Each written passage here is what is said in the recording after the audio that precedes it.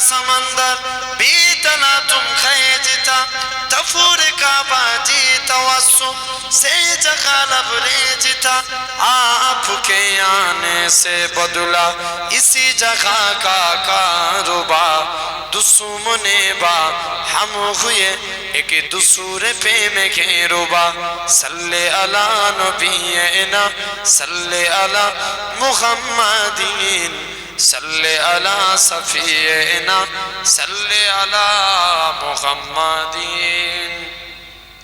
दाऊद तो तबलीग करने गए मगर चलते गए अपने रब की बंदगी कर लो यही कहते रह गए। बूत परस्ती के पुजारी मुस्तईन होने लगे दुश्मनाने मुस्तफा बुग़्ज़ो हसद करने लगे।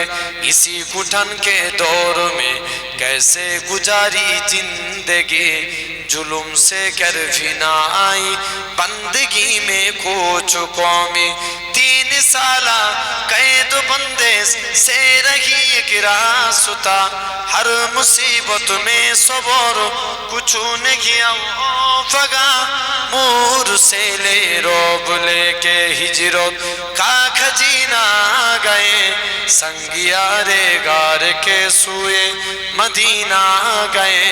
सल्ले अला नबीना सल्ले अला मुहम्मदीन सल्ले अला सफीना सल्ले अला मुहम्मदीन।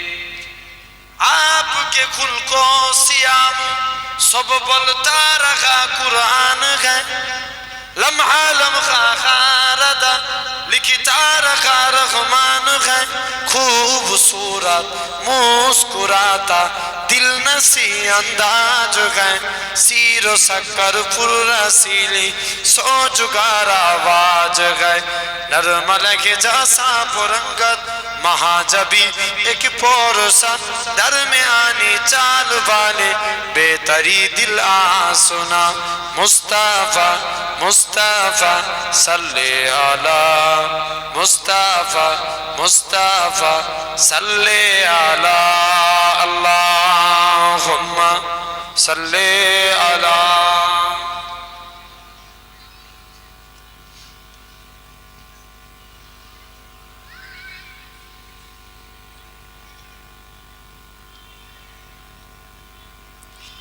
इच्छे जागे आमादेर जेते मदीनाय इच्छे जागे आमादेर जेते मदीनाय इच्छे जागे चुमू खेते सोनाली पर्दाय इच्छे जागे चुमू खेते नुरानी रौजाय आमी तो तुम जेते पारी ना काबारी काबा सोनार मदीना जोरे बोलबेन ना सुबहानाल्लाह আর একটু জোরে হয় না আমি তো তুম যেতে পারি না কাবারি কাবা সোনার মদিনা তাই তো কেঁদে আমার বুকুটা ভাসায় তাই তো কেঁদে আমার বুকুটা ভাসায় তিনি আমার জানের জান আমার প্রাণের প্রাণ যাকে হারালে হারাবো আমি দোজাখান যাকে হারালে হারাবো আমি দোজাখান যার নাম না নিলে ও মদিনা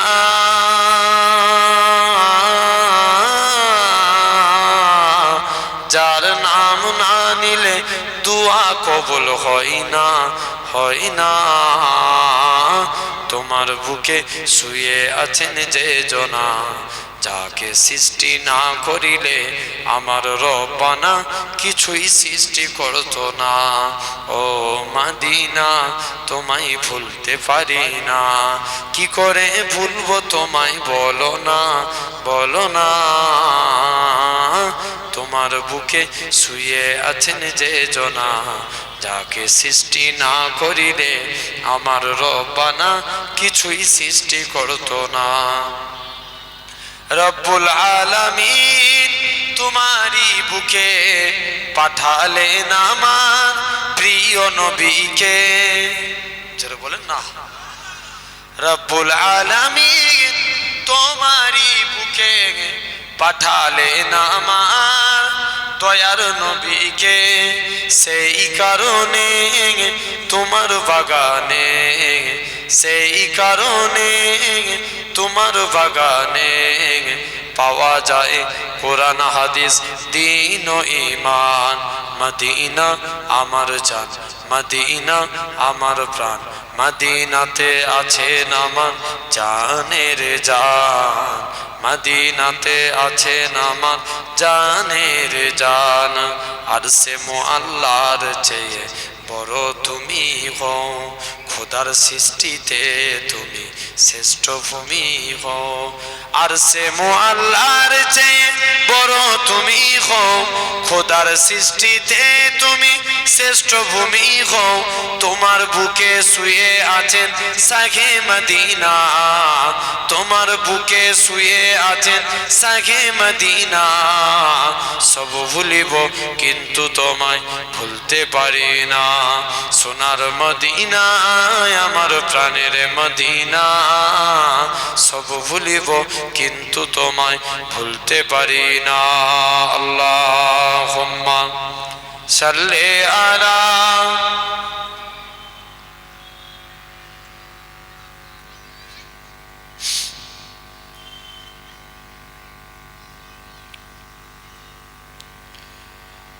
কালেমা লা ইলাহা ইল্লাল্লাহ, লা ইলাহা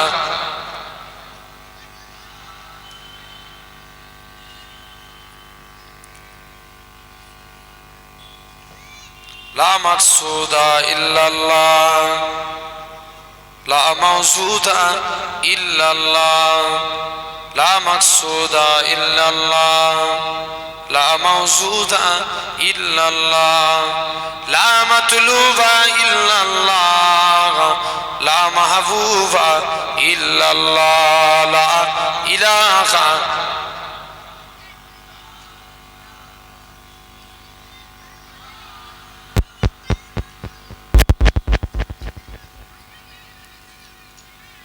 জমিনের মালিক যে আল্লাহ, আসমানের মালিক সেই আল্লাহ। উম্মত আমরা রাসূলুল্লাহর বান্দা, আমরা তুমি আল্লাহর, লা ইলাহা ইল্লাল্লাহ।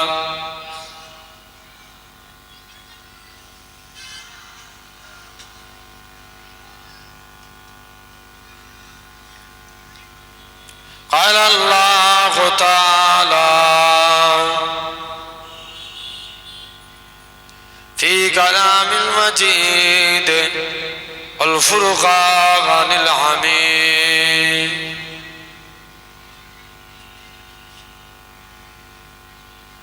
وللذين كفروا بربهم عذاب جهنم وبئس المصير وقال رسول الله صلى الله عليه وسلم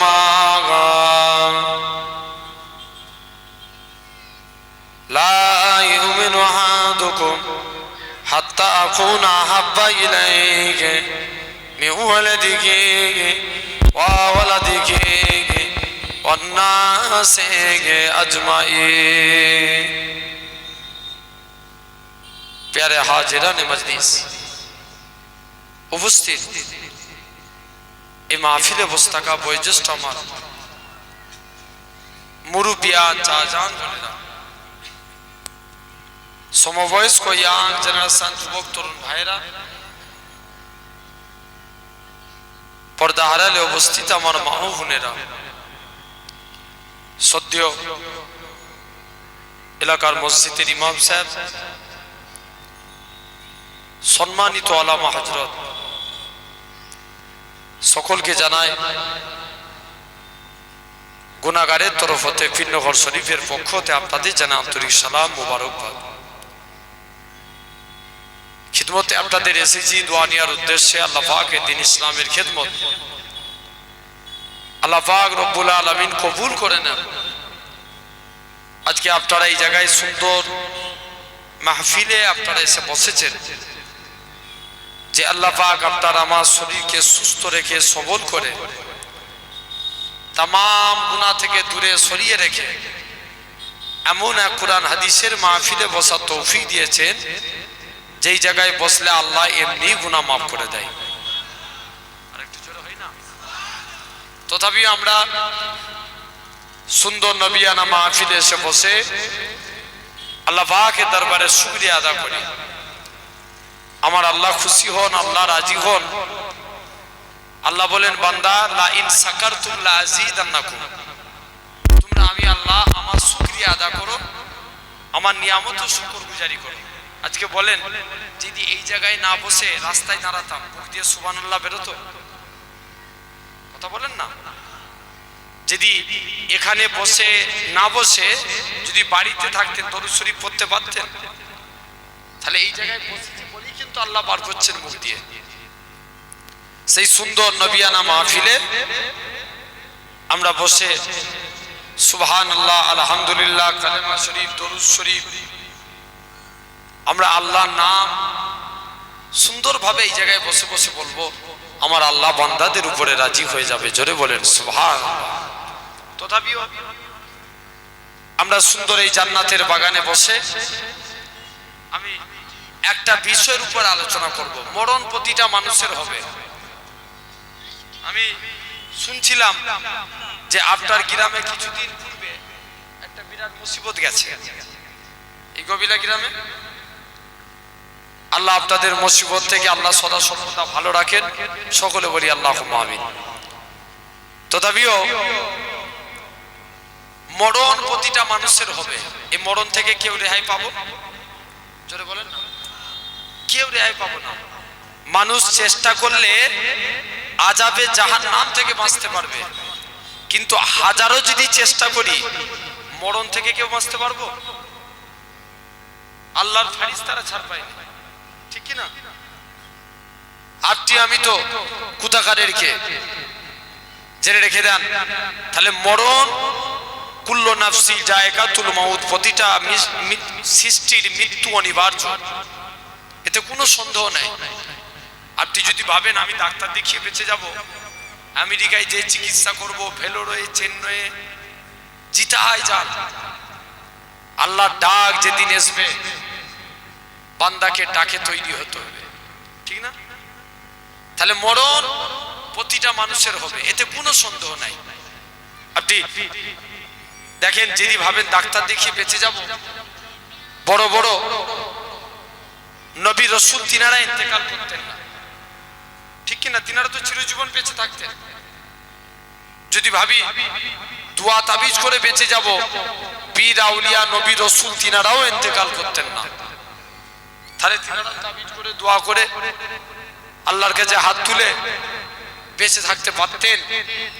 কিন্তু না, প্রতিটা মানুষের মরণ হবে। এই মরণ থেকে তুমি আমি কেউ রেহাই পাবো না। তাহলে সেই মরণকে স্মরণ করে আমরা দুনিয়ার জিন্দেগিতে, দুনিয়ায় যতদিন থাকবো, এটা হচ্ছে জাস্ট একটা বাগান। এখানে যেমন চাষ করব আখিরাতে সেরকম পাবো। ভুল বললাম না ঠিক বললাম? তাহলে আমরা এই জায়গায় চাষ করব, তো আমি আসবো ইনশাআল্লাহ যে আমরা মরণ থেকে বাঁচবো না, কিন্তু চেষ্টা করলে কবরের আযাব থেকে বাঁচতে পারবো। পারবো না? পারবো না। কি করলে? যদি আমরা চেষ্টা করি কবরে আযাব থেকে কিন্তু আমরা বাঁচতে পারবো, কিন্তু মরণ থেকে কেউ রেহাই পাবো না। আমি আসছি একটু পরে, কি কাজ করলে কবরে আযাব থেকে বাঁচতে পারবে। আল্লাহ রাসূল হাদিস শরীফের মধ্যে এরকম 8খানা আমল বলেছেন। কটা? জোরে বলো। 8টা। এই 8টা আমল নবী বলেছেন কি কাজ করলে আমরা কবরে আযাব থেকে বাঁচতে পারবো। তো আসেন আমি তার আগে প্রাসঙ্গিক কিছু কথা বলে আমি সরাসরি এই আলোচনার দিকে আসবো। জেনে রেখে দেন, তো আজকে এই সুন্দর না মাহফিলে বসেছি, আমরা আল্লাহকে রাজি করতে চাই, ঠিক কি না? খুশি করবো কাকে? সবাই মিলে মুখ দিয়ে বলেন না, আরো জোর করে বলেন, আল্লাহকে। আমার আল্লাহ খুশি হবেন। আল্লাহ বলেন, বান্দা ওমা খালাকতুল জিন্না ওয়াল ইনসা ইল্লা লিয়াবুদুন, আমি আল্লাহ মানুষ এবং জিন জাতির উপরে আমি আল্লাহ, তারা যদি আমাকে খুশি করতে যায় তারা যেন আমি আল্লাহ আমাকে সিজদা দেয়, আমি আল্লাহ তাদের উপরে খুশি হয়ে যাব। জোরে বলেন, জেনে রেখে দেন। তথাপিও সেই সুন্দর মাহফিলে বসে আমরা সবাই মিলে একসঙ্গে চিৎকার দিয়ে বলবো। তবে আলহামদুলিল্লাহ আপনারা অনেকে আসছেন একে একে, যদি দূরে দূরে না বসে যদি কাছে এসে বসেন, দূরে থাকলে মহব্বত বাড়ে না কমে? কমে যায়। আর কাছে থাকলে বাড়ে। কোন থেকে একটু এসো সামনের দিকে, আগে আগে এসো। কথা বললে শুনে না, তোমরা দেগঙ্গার মানুষ, সঙ্গে সঙ্গে আলহামদুলিল্লাহ। তো জেনে রেখে দেন, আমরা এই সুন্দর জায়গায় বসেছি, তাহলে আমরা আমাদের মালিককে ডাকবো। কাউকে ভয় করে? আল্লাহর নাম বললে কেউ মারবে? জেনে রেখে দেন, তাহলে আল্লাহকে ডাকবো। আমার আল্লাহ খুশি হয়ে যাবে, আল্লাহ বান্দার উপরে রাজি হবে। এমন কিছু কাজ করেন, আল্লাহর গোলাম হতে চাই। আমরা রাজি আছি? কারা কারা আছি হাত তুলে দেখান। তাকবীর দেন, নারে তাকবীর। দেগঙ্গার আওয়াজ জোর করে দাও, নারে তাকবীর, নারে তাকবীর। আলহামদুলিল্লাহ, আমার আল্লাহ খুশি হবেন বান্দাদের উপরে। আল্লাহর গোলাম এমনি এমনি হওয়া যাবে না। ফার্স্ট আল্লাহ বলছে তোরা আমাকে সিজদা দে, তবে আমি আল্লাহ আমার গোলাম। এই কপাল কার জন্য? আল্লাহর জন্য। আল্লাহ ব্যতীত অন্য কাউকে দেয়া যাবে? দেয়া যাবে না। জেনে রেখে দেন আমার সোনার ভাইরা, আব্বারা, তরুণেরা, তাহলে আমরা ফার্স্ট আল্লাহর হুকুম নামাজ পড়বো, বলি ইনশাআল্লাহ। এখন বলেন, এই জায়গায় আমরা বসেছি, আমরা এখন আগের থেকে শিক্ষার হার বাড়ছে না কমছে? শিক্ষার হার এখন বাড়ছে না কমছে? বাড়ছে না? অনেক বেড়ে গেছে। আগে বেশিরভাগ ছেলেরা ফেল করে যেত, এখন ফেল করে না, সব পাস করে যায়। তাহলে শিক্ষার হার অনেক হারে বেড়ে গেছে। এই সমাজে বলেন শিক্ষার হার বেড়েছে, পিতামাতার খিদমতের হার, যারা পিতামাতার খিদমত করে তাদের হার কমেছে না বেড়েছে? কমে গেছে। কেন? সবের হার বাড়বে, পিতামাতার খিদমতের হার কেন কমবে? আল্লাহ রাসূলের কাছে, হযরতে ওমরের কাছে একটা মুরব্বি গেলেন, যে বলছে হুজুর আমার ছেলে আমাকে দেখছে না। বলছে যাও তোমার ছেলেকে ডেকে নিয়ে এসো। ছেলেকে ডেকে নিয়ে এসলে, এই তুই তোর বাপকে দেখছিস? আল্লাহ রাসূল বলছে রিদু রাব্বি ফি রিদুল ওয়ালিদি ওয়া সাকতু রাব্বি ফি সাকতুল ওয়ালিদি। পিতামাতার সন্তুষ্টি কার সন্তুষ্টি? জোরে বলেন, আল্লাহ। পিতামাতার অসন্তুষ্টি আল্লাহর অসন্তুষ্টি। তুই তোর মা বাপকে দেখছিস, ব্যাপার কি? বলছে হুজুর আমি কি আমার বাপকে দেখবনি? আমার বাপই তো আমার একটা হক মানে না। বলছে কেমন? বলছে আমার বাপ আমার নাম রেখেছে কসাই। কি নাম? জোরে বলো না। কসাই। পাড়া ছেলেদের সঙ্গে খেলা করতে যায়, সবাই আমাকে কসাই কসাই করে রাগায়, আমার মনে কত দুঃখ। বলছে যাও প্র্যাকটিক্যালি মনে করেন উল্টো পাল্টা ছেলেদের নাম রাখে। পিতামাতা প্রতিটা সন্তান অবশ্যই মা বাপের হক মানবে, কিন্তু মা বাপকেও সন্তানের হক মানতে হবে, ঠিক না? যদি মা বাপ সন্তানের হকে ফাঁকি দেয়, সন্তান তো অবশ্যই বড় হয়ে মা বাপকে ফাঁকি দেবে। যে যেমন করবে, জেনে রেখে দেন, ইংরেজিতে একটা কথা আছে টিট ফর ট্যাট। যে যেমন করবে তার সঙ্গে সে যেমন করে। হ্যাঁ, তো এরকম ভাবে প্র্যাকটিক্যালি এক ছেলের বাপ তার ছেলের নাম রেখেছে, বলেন কি নাম বললাম? জোরে বলো না। বলেন। হুজুরের কাছে পড়তে পাঠিয়েছে, হুজুর জিজ্ঞেস করছো, করছি তোমার নাম কি? বলছে বলেন। কি নাম বলছে? জোরে বলো। বলেন। আবার জিজ্ঞেস করছে তোর নাম বল, বলছে বলেন। হুজুর তো এবার খেপে যাচ্ছে, ডাস্টার নিয়ে ধরেছে মাথায়, তোর মাথা ফাটিয়ে ফেলবো আজ মেরে। বলছে হুজুর আপনি আমায় বিনা দোষে মারছেন। বলছে নাম বল, বলছে বলেন। এক ডাস্টার নিয়ে দিয়েছে। সঙ্গে সঙ্গে দেখতে পাওয়া যায় তৎক্ষণাৎ ছেলেটা বললো হুজুর আপনি আমায় বিনা দোষে মারলেন। বলছে কেন? বলছে আমার বাপই তো আমার নাম রেখেছে, বলেন। তাহলে আজ আপনাকে আমাকে বুঝতে হবে, আমাদের ওই সাইডে দেখবেন হিন্দু হিন্দু ঘরে যাদের কার্তিক মাসে বাচ্চা হয় কি নাম রাখে, কথা বলো না, কার্তিক। আমাদের ঘরেও এইসব চালু হয়ে গেছে। আমার দরবারে একদিন বসে আছি, একজন মানে মুখে মিষ্টি মুখ করাতে নিয়ে এসছে বাচ্চা ছেলে, কত বুঝতে পারছেন? তাই বলছি নাম কি রেখেছো? বলছে নাম মারুতি হোসেন। কি করে? বলছে মারুতি হোসেন এই জন্যই নাম রাখা হয়েছে যে আমি প্রেগনেন্সি ছিলাম, আল্লাহর হুকুম মারুতি গাড়ি দিয়ে বাচ্চা হয়ে গেছে। মারুতি ভ্যান, বুঝলেন তো নাকি? তাহলে সন্তানের নাম রাখতে হবে, সুন্দরভাবে নাম রাখেন, আমার আল্লাহ আপনাকে কবুল করে নেবে। জোরে বলেন সুবহানাল্লাহ। যদি নবীদের নাম অনুসারে নাম রাখেন, কিয়ামতের দিন ওই নবীদের ওসিলা করে আল্লাহ মাফ করে দিবেন। তাহলে এক নাম্বার মা বাপের হক, সন্তানদের সুন্দর নামে নাম রাখা, শুনছেন তো? 2 নাম্বার পিতা মাতার হক হলো ছেলেরা যখন 7 বছর বয়স হবে তাদেরকে নামাজের তালিম দেওয়া, 10 বছর বয়সে তাদেরকে নামাজের জন্য জোরপূর্বক ভাবে বলা। বলেন তো এখানে কটা বাপ বসে আছেন নিজের ছেলেকে নামাজের জন্য জোর করে বলেন? কেউ বলি আমরা?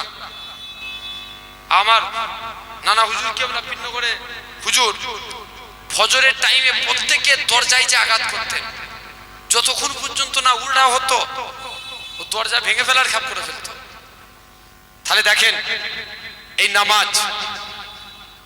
নামাজ মাস্ট বি ইম্পর্টেন্ট, আদা করতেই হবে। আল্লাহর ওলি শরফুদ্দিন রহমাতুল্লাহ আলাইহি শিশু বেলায় হুজুরের মা হুজুরকে ডাকছে, দেখেন মা কেমন বাচ্চাকে নামাজের তালিম দিচ্ছে। একটা মা যদি ভালো হয় জানবেন সন্তান অনিবার্য ভালো। ভুল বলছি না ঠিক বলছি? আর মা খারাপ হলে সন্তান খারাপ হবে। আল্লাহর ওলি শরফুদ্দিন রহমাতুল্লাহ আলাইহির আম্মা একদিন হুজুরকে ডাকছে, বাবা তুমি কি নামাজ পড়বে না? বলছো মা নামাজ পড়বো, কিন্তু নামাজ পড়লে আল্লাহ কি খাওয়াবে? মা বলছে বাবা নামাজ পড়লে আল্লাহ মিষ্টি খাওয়াবে। মা জানে বাচ্চা ছেলেরা মিষ্টি খেতে ভালোবাসে, বাচ্চাকে মিষ্টির লোভ দেখালেন। বলছে ঠিক আছে মা, আল্লাহ যদি মিষ্টি খাই আমি কোনোদিন নামাজ ছাড়বো না। কে বলছে? বাচ্চা শরফুদ্দিন আল্লাহর ওলি বলছেন। যাই হুজুর কি করলেন, নামাজে যেই সিজদায় চলে গেলেন, মা একটা চিনির পিয়ালা নিয়ে হুজুরের সামনে রেখে দিলেন।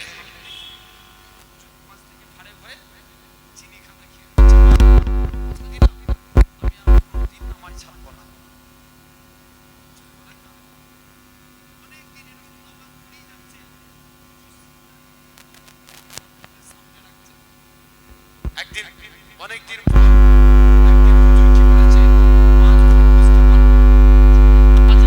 আব্বত বেড়ে গেছে, একে চিনি না দিলেও এবার নামাজ পড়বে। মা একদিন ছেলেকে জিজ্ঞেস করছে, বাবা তুমি কি আজ চিনি খেতে পাচ্ছ? বলছে মা যে আল্লাহ আমাকে আগেও চিনি খাইয়েছিল, আমার আল্লাহ ঠিক আগের মতনই আমাকে চিনি খাওয়াচ্ছে। জোরে বলে। তাহলে আমাদের উচিত ছেলেরা যখন 10 বছর বয়স পূর্ণ হবে তাদেরকে নামাজের জন্য তালিম দেওয়া। আর 3 নাম্বার হক পিতামাতার সন্তানদের প্রতি, ছেলেরা যখন প্রাপ্ত বয়স্ক হবে তাদের যথা টাইমে বিবাহের বন্দোবস্ত করে দেওয়া। তবে পিতামাতা যাই করুক, তুমি সন্তান মা বাপের হক মানো, আমার আল্লাহ তোমাকে কবুল করে নেবেন। হযরতে নবী সুলাইমানের জামানায় সুলাইমান নবী আল্লাহ ডাক দিচ্ছেন, সুলাইমান যাও পানির ভিতরে একটা গম্বুজ আছে, গম্বুজটাকে বার করো। সুলাইমান নবী ছিলেন জিনেদের বাদশা। বলো না, জিনেদের বাদশা।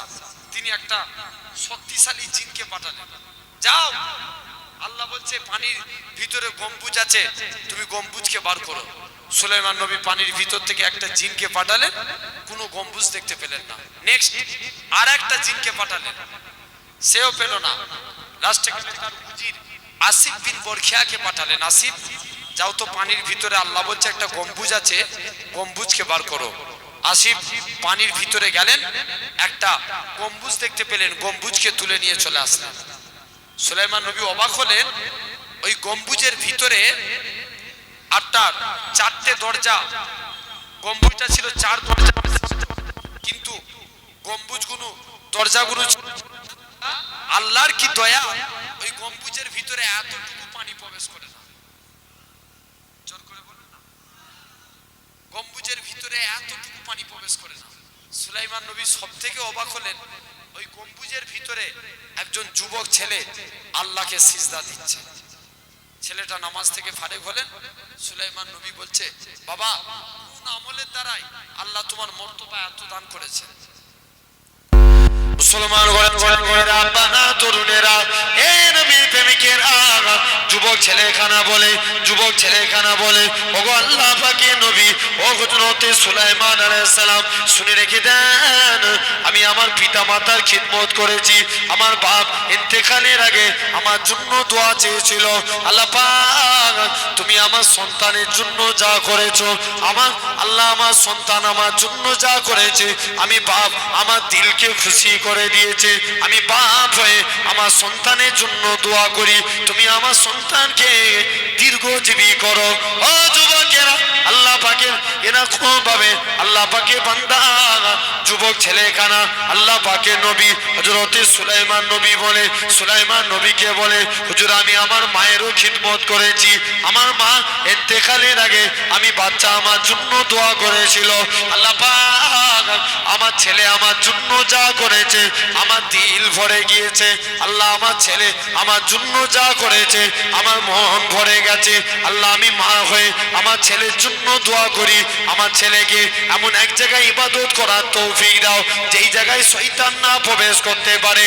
এ নবী সুলাইমান শুনে রেখে দেন, আমি একদিন নৌকায় করে যাচ্ছিলাম, হঠাৎ করে দেখতে পাই পানির ভিতরে একটা গম্বুজ আছে, গম্বুজটাকে দেখতে পেলাম, গম্বুজটা দেখে আমি গম্বুজের ভিতরে প্রবেশ করে গেলাম। হঠাৎ করে দেখি ওই গম্বুজখানা ভিতরে প্রবেশ করে গেলাম, গম্বুজখানা পানির ভিতরে চলে গেল। এরকম ভাবে পানির ভিতরে যাওয়ার পরে আমি সেদিন থেকে পানির ভিতরে থাকি। সুলাইমান নবী বলে, বাবা ছেলে তুমি পানির ভিতরে কি খাবার খেতে? যুবকখানা বলে, এ নবী সুলাইমান শুনে রেখে দাও, আমার কাছে একটা লাল রঙের থালা আসতো, যখনই আমি একবার জিভ দিয়ে স্পর্শ করে নিতাম আমার আল্লাহ পাক আমার শীত কিউস, আমার আল্লাহ আমার ক্ষুধাটাকে নিবারণ করিয়ে দিতে। আল্লাহ শীত গ্রীষ্ম ক্ষুধা সব কিছু আমার আল্লাহ নিবারণ করিয়ে দিতেন। তাহলে কাজে কাজী এখন বলেন পিতা মাতার খিদমতের হার কমছে না বাড়ছে? জোরে বলো, কমে যাচ্ছে। শুধু তাই নয়, আপনি লক্ষ্য করে দেখেন, বলেন তো এই সমাজে এত ওয়াজের মাহফিল বাড়ে, এর ফলে কি একটাও বিড়িখোর কমে? জোরে বলো না। এখন ছেলেরা বিড়ি ছেড়ে দিয়ে দেখবেন গ্যাঁজার দিকে টান মারে, ছেলে বিড়ি খাবো নি গ্যাঁজা খাবো, কোথায় যাচ্ছে? তাহলে দেখেন এই বিড়ি খেলে একটা আলামত হয়, ঠোঁট কালো হয়ে যায়। কি হয়? ঠোঁট কালো হয়। মদ খেলে একটা আলামত হয়, চোখ লাল হয়। আবার এমন আল্লাহর ইমানদার বান্দা আছে, এরা আল্লাহকে সিজদা দেয়, এদের কপালে একটা কালো স্পট পড়ে যায়। আম্মা আয়েশা বলেন, ইয়া রাসূলুল্লাহ হাবিবাল্লাহ, কাল কিয়ামতের ময়দানে আল্লাহর কোটি কোটি বান্দা থাকবে, আপনার উম্মতদের আপনি কেমন করে চিনবেন? আল্লাহ রাসূল বলেছিল, বিবি আয়েশা, যারা আমার প্রকৃত উম্মত হবে তাদের চেহারা দিয়ে আমি রাসূল আমার নূরের জ্যোতি জ্বলতে থাকবে। আরো জোর করে বলেন, এই হচ্ছে রে সুবহানাল্লাহ, প্যান্ডেল ফেটে যাবে। আরো জোরে বলে আলহামদুলিল্লাহ। জেনে রেখে দেন, খারাপ লাগছে আপনাদের এই জোর করে বলাচ্ছি বলে? আমরা আসতে বললে আলহামদুলিল্লাহ এখন তো যুবকরা অনেক ভালোবাসে, আমরা জোরে জোরে বলবো। দেখেন এটাই হলো আজকে ইন্ডিয়া আর হচ্ছে নিউজিল্যান্ড হচ্ছে সেমিফাইনাল খেলা হচ্ছে, তার মধ্যে দিয়েও দেখেন এত যুবক আজকে এই জায়গায় নবিয়ানা মাহফিলে এসে বসেছে। আমার আল্লাহ জানবেন এখন ওয়াজের প্রতি মানুষের অনেক টান বেড়ে গেছে, ঠিক কি না?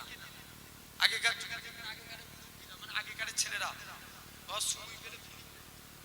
কি দেখতো ফিল্ম, এখন অ্যান্ড্রয়েড সেট এসেছে, এত দেখে দেখে এদের আর দেখতেই ভালো লাগে না কোনো জিনিস। কথা বলে না তো বলেন। তাহলে দেখেন এমন অনেক নামাজি বান্দা আছে আল্লাহকে সিজদা দেয়। তাহলে আমরা নামাজ পড়বো, বলি ইনশাআল্লাহ। জোর করে বলি না। একটা যুবক ছেলে নবীর দরবারে গেলেন, জাস্ট এটা বলে আমি অন্য আলোচনায় যেটা বলছিলাম না, একটা বিষয়ের উপর আলোচনা করব। আমি আসছি এক্ষুনি। আল্লাহ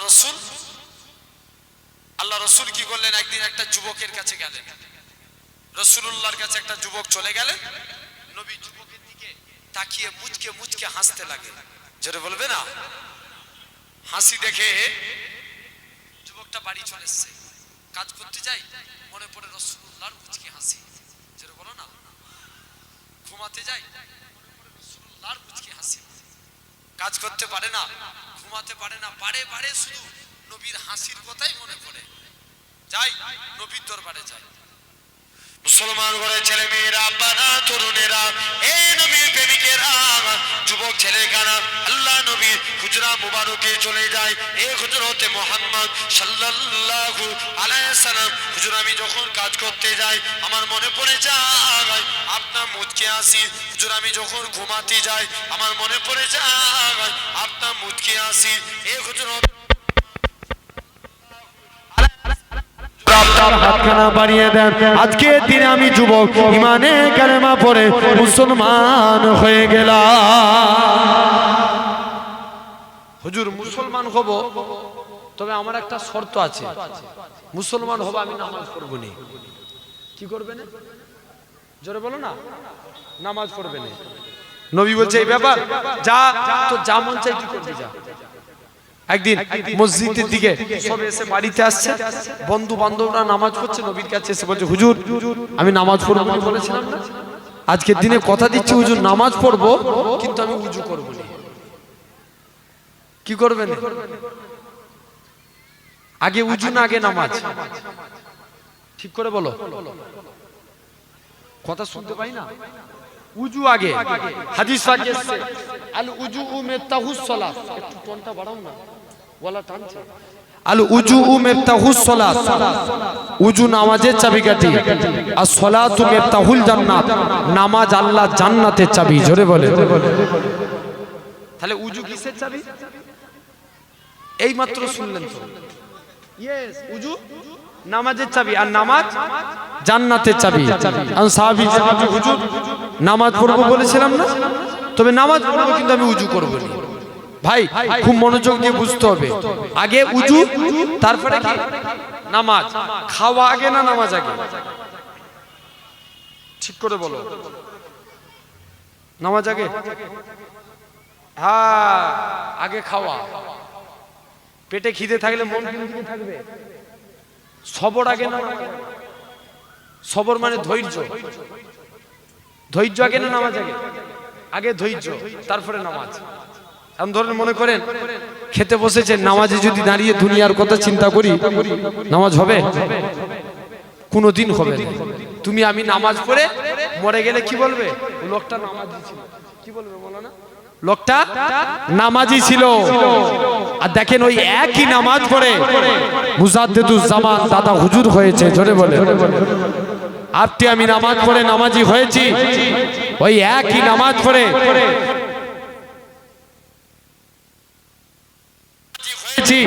ওই একই নামাজ পড়ে মেজলা হুজুর, মুফতি আজম মেজলা হুজুর হয়েছে।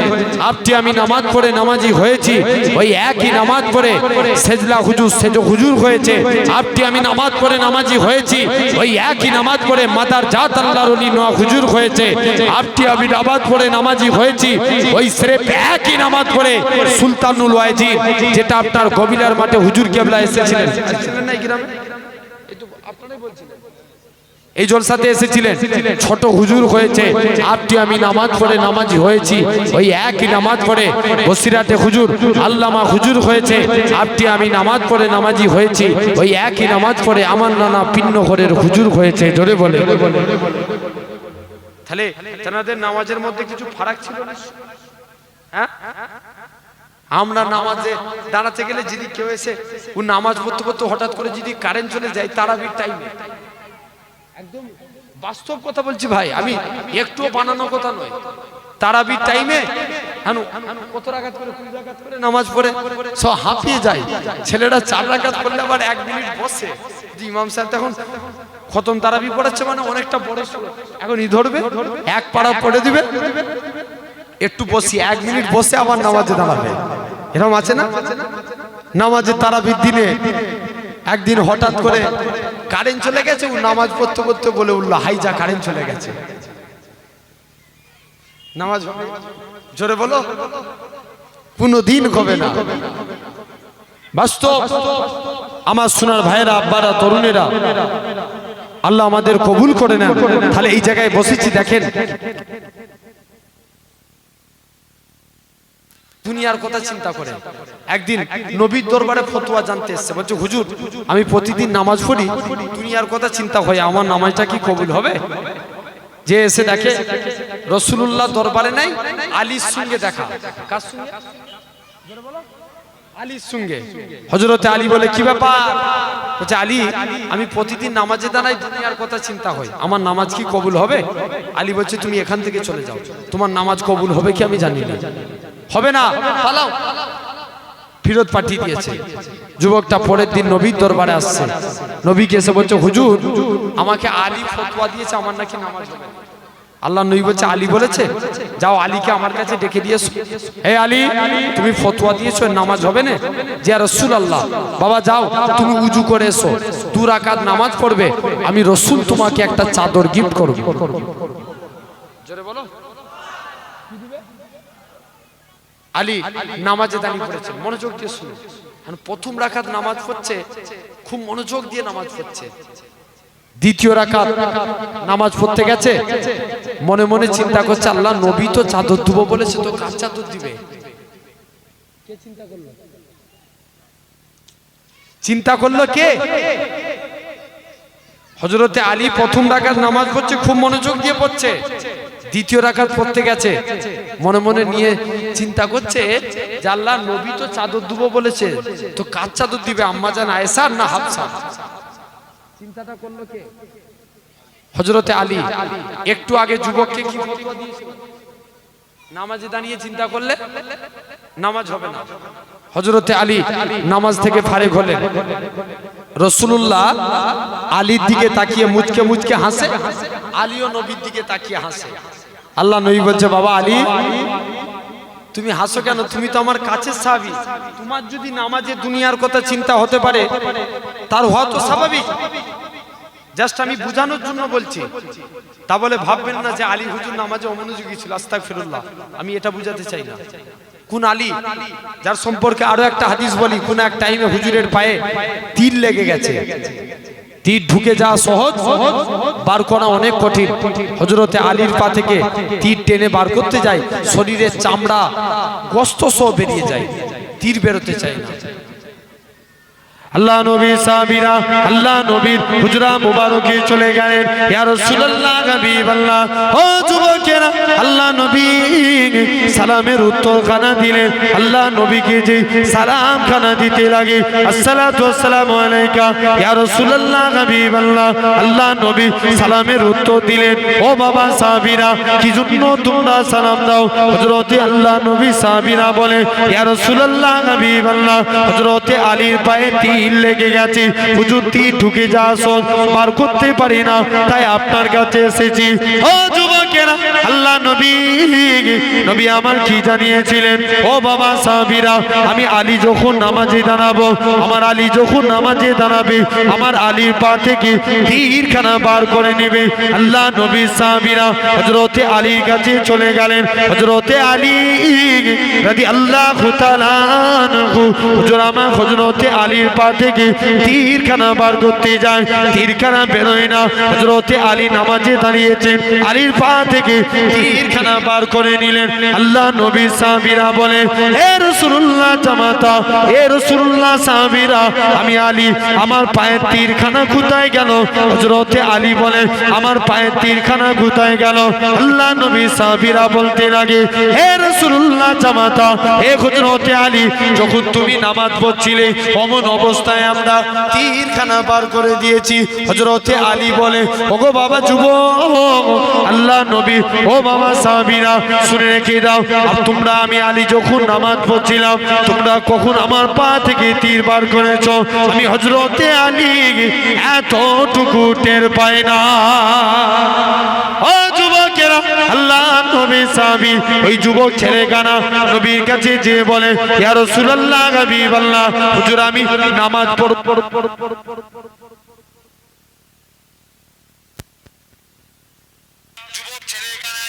মসজিদের দিকে চলে গেলেন যে দেখে নাকি আল্লাহ নবী জামাতা হযরতে সেরে আলী রাদিয়াল্লাহু তাআলা আনহু হুজুর আমার মসজিদে দাঁড়িয়ে দাঁড়িয়ে উযু করার নিয়ম হচ্ছে দুই হাতের কোণে পর্যন্ত ধৌত করা হাত ধোয়ার নিয়ম হযরতে আলী বগলের নিচু থেকে হাত ধৌত করে যুবক ছেলেখানা পা ধোয়ার নিয়ম হচ্ছে দুই পায়ের গাঁট পর্যন্ত ধৌত করা হযরতে আলী হাঁটুর নিচু থেকে পা ধৌত করে যুবক ছেলেখানা বলে ও রাসূলুল্লাহ জামাতা হে হযরতে আলী তুমি কেন এত বেশি বেশি করে উযু করো হযরতে আলী বলে ওগো বাবা যুবক আল্লাহ নবীর মুখ থেকে শুনেছি আল্লাহ নবী বলেছেন যে পবিত্র উযুদার হবে উযুর পানি শরীরে যেই জায়গায় ঠেকবে কাল কিয়ামতের ময়দানে তার শরীরে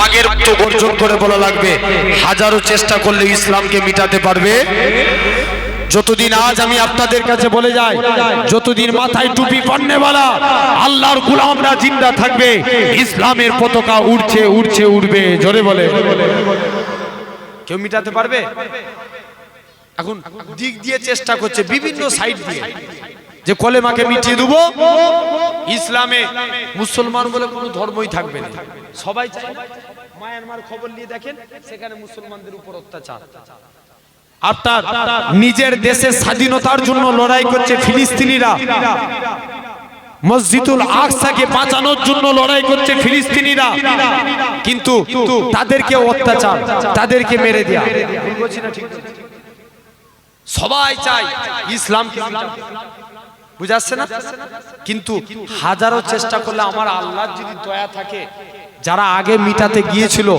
তারা মিটে গেছে আজও যারা মিটাতে চাইবে তারা মিটে যাবে ভবিষ্যতেও যারা মিটাতে আসবে তারা মিটে যাবে ইসলাম জিন্দা ছিল থাকবে জোরে বলে ঠিক না ভুল এই সম্পর্কে ইয়ামান বলে একটা দেশ ছিল কোথায় ইয়ামান এই ইয়ামান দেশে একটা রাজা ছিল যার নাম ছিল ইউসুফ জুনওয়াজ কি নাম বললাম ইউসুফ জুনওয়াজ সে নিয়ম করলো আমার দেশে কেউ কলেমার পতাকা বলতে উড়াতে পারবে না আমার দেশে ইসলামের পতাকা কেউ উড়াতে পারবে না একটু চা দিয়ে গেছে খাবো অসুবিধা আছে জি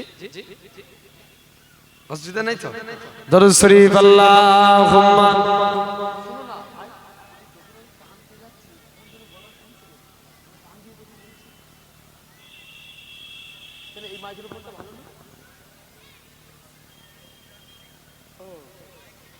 সেটাই তো বলছি দামি মাইক্রোফোন পিকে 350 ভালো মাইক্রোফোন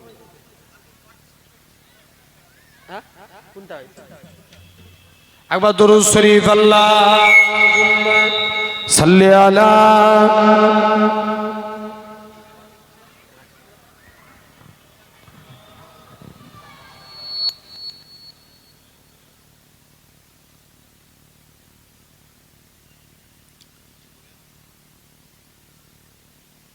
দুজকের করেন লা ইলাহা ইল্লাল্লাহ কিসে করবে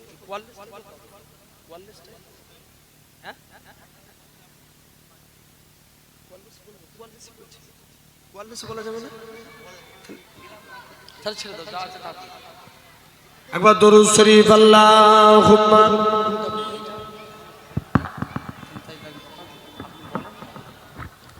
ওয়ালা সাইয়্যিদিনা মোহাব্বতে পড়েন আল্লাহুম্মা সাল্লি আলা কিছু লাগানো যাবে না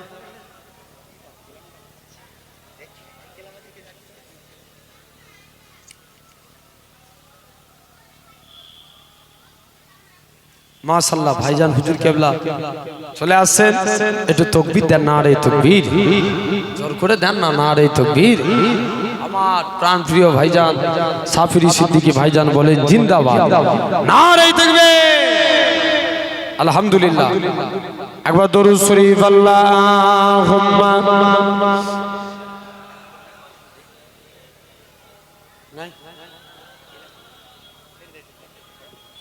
ওয়ালা আলে সাউন্ড বাড়াও এটা যেন কত সুন্দর লাগছে চাঁদ বলে আমি নই তুমি নবী সুন্দর ফুল বলে সুবাসিত নবীজির অন্তর জোরে হবে না সুবহানাল্লাহ আর একটু জোরে বলেন না চাঁদ বলে আমি নই তুমি নবী সুন্দর ফুল বলে সুবাসিত নবীজির অন্তর তারাদের দল বলে তুমি সেরা সরবে মেঘ বলে জল হয়ে প্রিয় তুমি গরবে মানুষের কাছে তুমি রহমের বন্দর চাঁদ বলে আমি নই তুমি নবী সুন্দর ফুল বলে সুবাসিত নবীজির অন্তর রোদ বলে খুশি মনে তুমি নবী শান্তি শেষ করে দিলে ছিল যত ভ্রান্তি রোদ বলে খুশি মনে তুমি নবী শান্তি শেষ করে দিলে ছিল যত ভ্রান্তি রাত বলে নূর ছিল নবীজির দৃষ্টিতে দিন বলে তুমি সেরা মাবুদের সৃষ্টিতে আলোময়ী করো তুমি পৃথিবীর অন্ধ চাঁদ বলে আমি নই তুমি নবী সুন্দর ফুল বলে সুবাসিত নবীজির অন্তর জোরে হবে না চাঁদ বলে আমি নই তুমি নবী সুন্দর ফুল বলে সুবাসিত নবীজির অন্তর রোদ বলে খুশি মনে তুমি নবী শান্তি শেষ করে দিলে ছিল যত ভ্রান্তি রাত বলে নূর ছিল নবীজির দৃষ্টিতে দিন বলে তুমি সেরা মাবুদের সৃষ্টিতে আলোময় করো তুমি পৃথিবীর অন্তর চাঁদ বলে আমি নই তুমি নবী সুন্দর ফুল বলে সুবাসিত নবীজির অন্তর আল্লাহুম্মা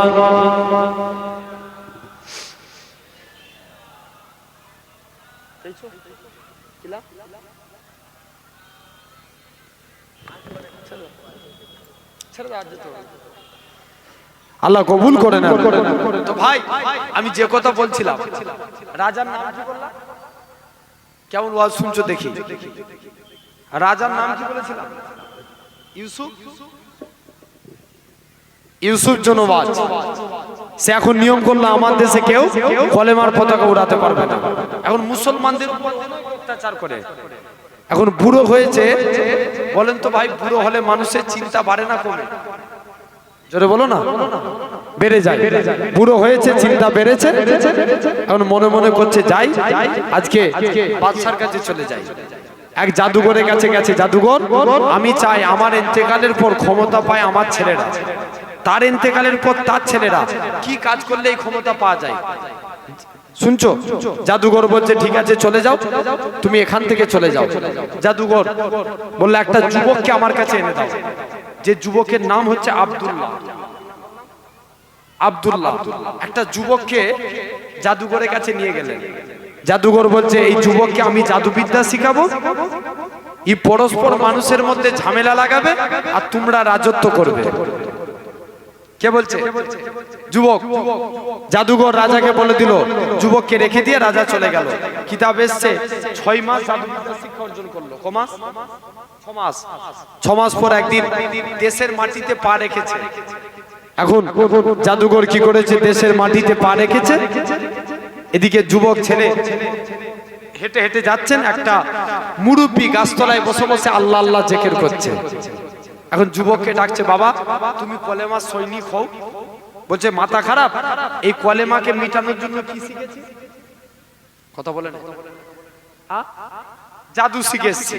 আর আমি কলেমা সৈনিক হবো, ইম্পসিবল, মানা যাবে না, পালাও। যুবক ছেলে চলে এসছে। আজও সমাজে আপনারা চিন্তা করবেন না, যুগে যুগে আল্লাহ এরকম এক একজন যুবক তৈরি করবে, যেই যুবকের দ্বারাই আল্লাহ পুনরায় ইসলামকে জিন্দা করবে। জোরে বলে ঠিক না ভুল? আমার ভাইরা, তো এরকম ভাবে ইউসুফ জুনুবাদ সে নিয়ম চালু করে দিল। যাই, যুবক ছেলে কিছুটা দূর হেঁটে হেঁটে চলে গেছে। ওই আল্লাহর ওলিটা যুবকের দিকে একবার তাকিয়ে কাঁদে, আবার মুচকে মুচকে হাসতে লাগে। যুবক আব্দুল্লাহ বলছে, আল্লাহ হুজুর কি খেপে গেল নাকি? একবার কাঁদছে আবার হাসছে, ব্যাপারটা যে দেখি। যুবক আব্দুল্লাহ আল্লাহর ওলির কাছে চলে আসলেন। মুসলমান ঘরে ছেলে মেয়েরা, বানা তরুণেরা, হে নবী প্রেমিকেরা, যুবক আব্দুল্লাহ কি করলে আস্তে আস্তে করে যুবক আব্দুল্লাহ এরা খুব ভাবে আস্তে আস্তে করে যুবক আব্দুল্লাহর কাছে চলে আসলেন। এরা খুব ভাবে যুবক আব্দুল্লাহ এসে মুরব্বীকে বলে, ওগো আল্লাহ পাকের ওলি, ও মুরব্বী বলো তো দেখি, তুমি আমার দিকে তাকিয়ে তাকিয়ে কেন কাঁদো? যুবক আব্দুল্লাহর দিকে তাকিয়ে তাকিয়ে আল্লাহ পাকের ওলি বলেছিলেন, বাবা ছেলে তোমাকে আমি কলেমা সৈনিক হতে বলেছি, কিন্তু তুমি তো কলেমা সৈনিক হও না। তুমি আজকে দিনে এখান থেকে চলে যাও। আমি মনে মনে চিন্তা করি, কাল কিয়ামতের ময়দানে তোমার এই সুন্দর চেহারাখানা কবরে চলে যাবে। কবরের মাটি তোমার এই সুন্দর চেহারাখানা কবরের মাটি খেয়ে ফেলবে। সেই দিনে তোমার কি হবে? সেই দিনের কথা চিন্তা করে আমি কাঁদি। তবে হুজুর আপনি কেন হাসেন? ও বাবা যুবক, আমি এই জন্য হাসতে লাগি, কেননা আমার আল্লাহ পাক ইলহামের মধ্যে জানিয়ে দিয়েছিলেন, ওরে আমার বান্দা কেঁদো না, কেঁদো না। রাজা একে জাদুবিদ্যা শিখতে পাঠিয়েছে ইসলামকে মিটানোর জন্য।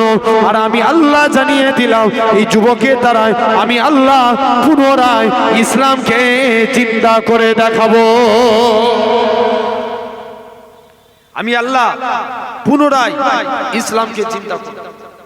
জান যুবক আব্দুল্লাহ এরকম ভাবে বলছে, না আমি মোটেও মানব না। মুসলমান ঘরে ছেলে মেয়েরা, বানা তরুণেরা, আল্লাহ পাকের ওলি যুবক ছেলেটাকে কাছে ডেকে নিলেন। কাছে ডেকে নিয়ে অন্তরে অন্তরে মিলিয়ে দিলেন, বুকের সঙ্গে বুক মিলিয়ে দিলেন। যুবকখানা আব্দুল্লাহ বলতে লাগি, হুজুর ছেড়ে দেন, ছেড়ে দেন। আমি আমার কলবের চোখ থেকে আল্লাহ আর সে আজিম দেখতে পাই। কি দেখতে পাই? সাউন্ডটা দিয়ে রাখো। কি দেখতে পাই? আরশে, জোরে বলো, আরশে আজিম। আমি আরশে আজিম দেখতে পাই। যুবক আব্দুল্লাহ দেখবেন এই কলব হচ্ছে তিন প্রকার। কয় প্রকার? তিন প্রকার। এক নাম্বার কলবে সালিম, মানে সুস্থ অন্তর। এক নাম্বার সুস্থ অন্তর। সুস্থ অন্তর কাদের? যারা আল্লাহর ওলি, এনাদের অন্তর কি? কথা বলে না, যারা আল্লাহর ওলি এদের অন্তর বুঝার জন্য বলছি। এক নাম্বার সুস্থ অন্তর। সুস্থ অন্তর কাদের? হাক্কানি আল্লাহর ওলিদের, ইনাদের অন্তর সুস্থ। বড় পীর আব্দুল কাদের জিলানী রাহমাতুল্লাহ আলাইহি অন্তর পাক না, না পাক? জোরে বলো, পাক। এটা কি? সুস্থ অন্তর, কলবে সলিম।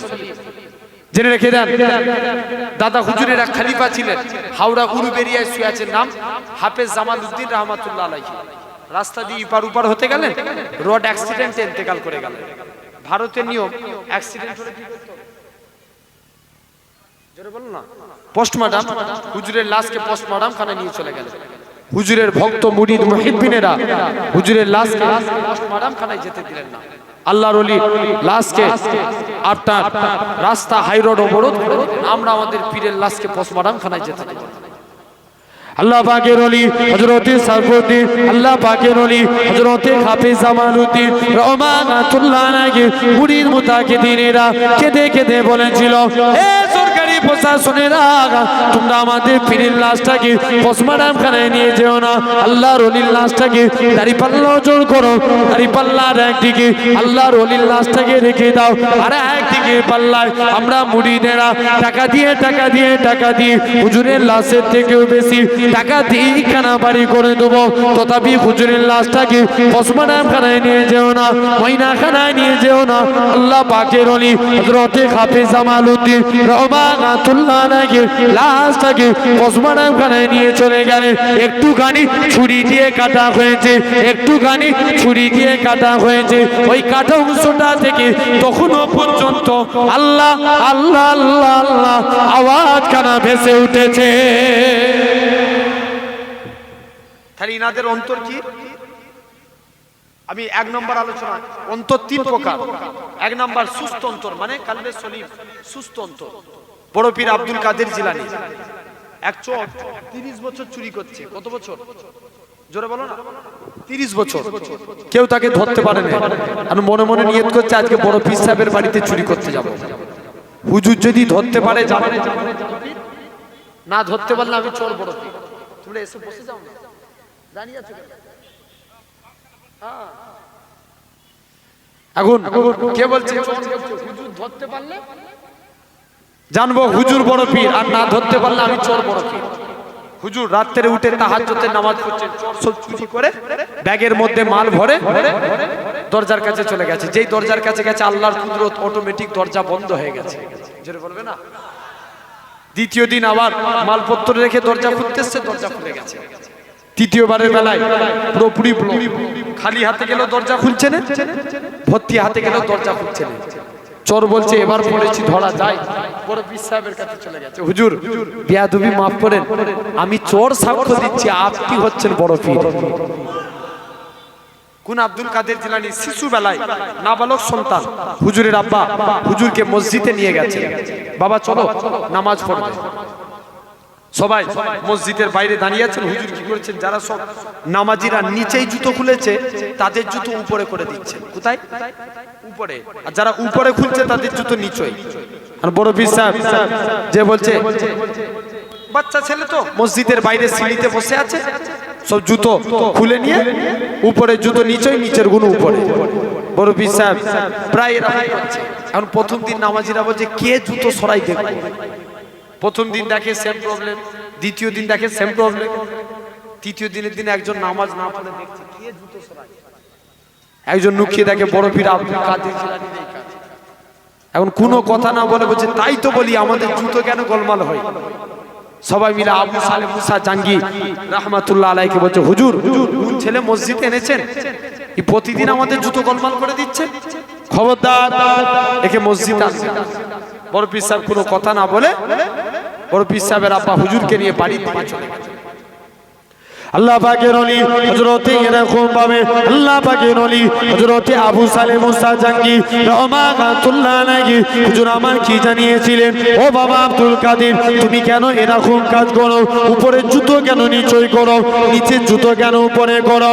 ও যুবকেরা, ও কবিলার মানুষের আগা, আল্লাহ পাকের ওলি হযরতে আব্দুল কাদের জিলানী রহমাতুল্লাহ আলাইহি হুজুর আমার বলেছিলেন আব্বা জান আমি নিজের ইচ্ছায় এই কাজ করিনি, আমার আল্লাহ পাক ইলহামের মধ্যে জানিয়ে দিয়েছিলেন এ আব্দুল কাদের জিলানী যারা জান্নাতি মানুষ তাদের জুতোগুলোকে মসজিদের সিঁড়ির উপরে করে দাও। আমি আব্দুল কাদের জিলানী আল্লাহ পাকের জান্নাতি বান্দাদের জুতোগুলোকে মসজিদের সিঁড়ির উপরে করে দিই।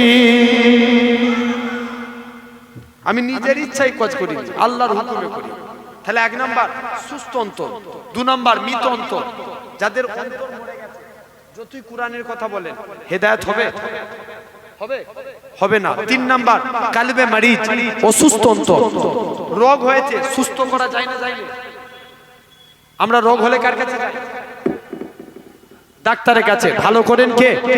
আল্লাহ। অনুরূপ জেনে রাখবেন আমাদের অন্তরে রোগ হয়ে গেলে ওলি আল্লাহর দরবারে যাওয়া লাগে। ওলি আল্লাহরা জিকির দেন, আমরা জিকির করি, অন্তরের ময়লা পরিষ্কার হয়। জোরে বলে। ভুল বলছি না ঠিক বলছি? তাহলে এই কলবকে পরিবর্তন করতে গেলে জিকির করা লাগবে। আমি এ সম্পর্কে আলোচনা করতে গেলে আবার অনেক টাইমের প্রয়োজন। একটা কলবকে সুস্থ করতে গেলে চারটে কাজ করতে হবে। কটা? চারটা। এক নাম্বার, আল্লাহ নামে জিকির করতে হবে। কার নামে? আল্লাহ নামে জিকির করেন।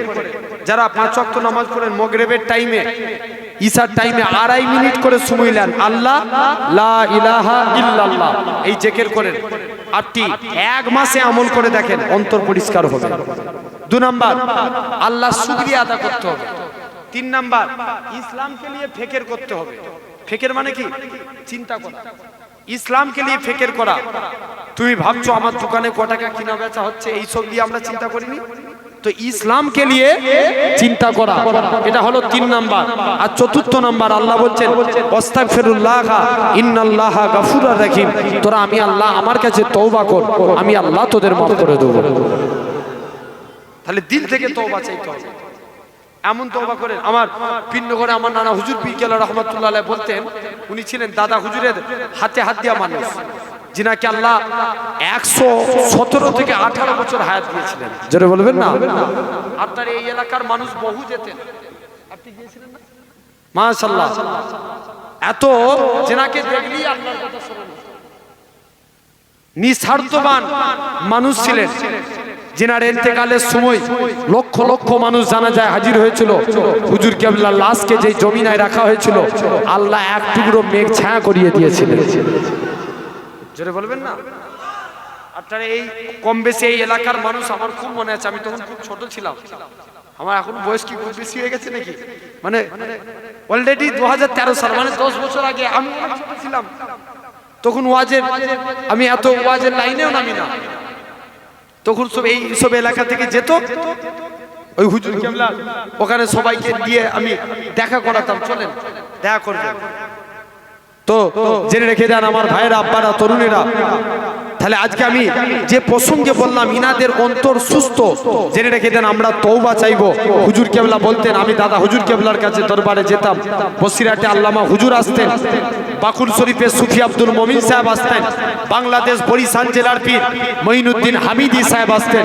সবাই মিলে আমরা আমাদের পীরের দরবারে আসতাম, বলতাম হুজুর আপনি বেশি বেশি করে আমাদের তওবা বায়াত করান, বেশি বেশি করে তওবা করেন। আমার নবী বেগুনা মাসুম নবী হয়ে দিনে 70 থেকে 80 বার করে তওবা পড়তেন।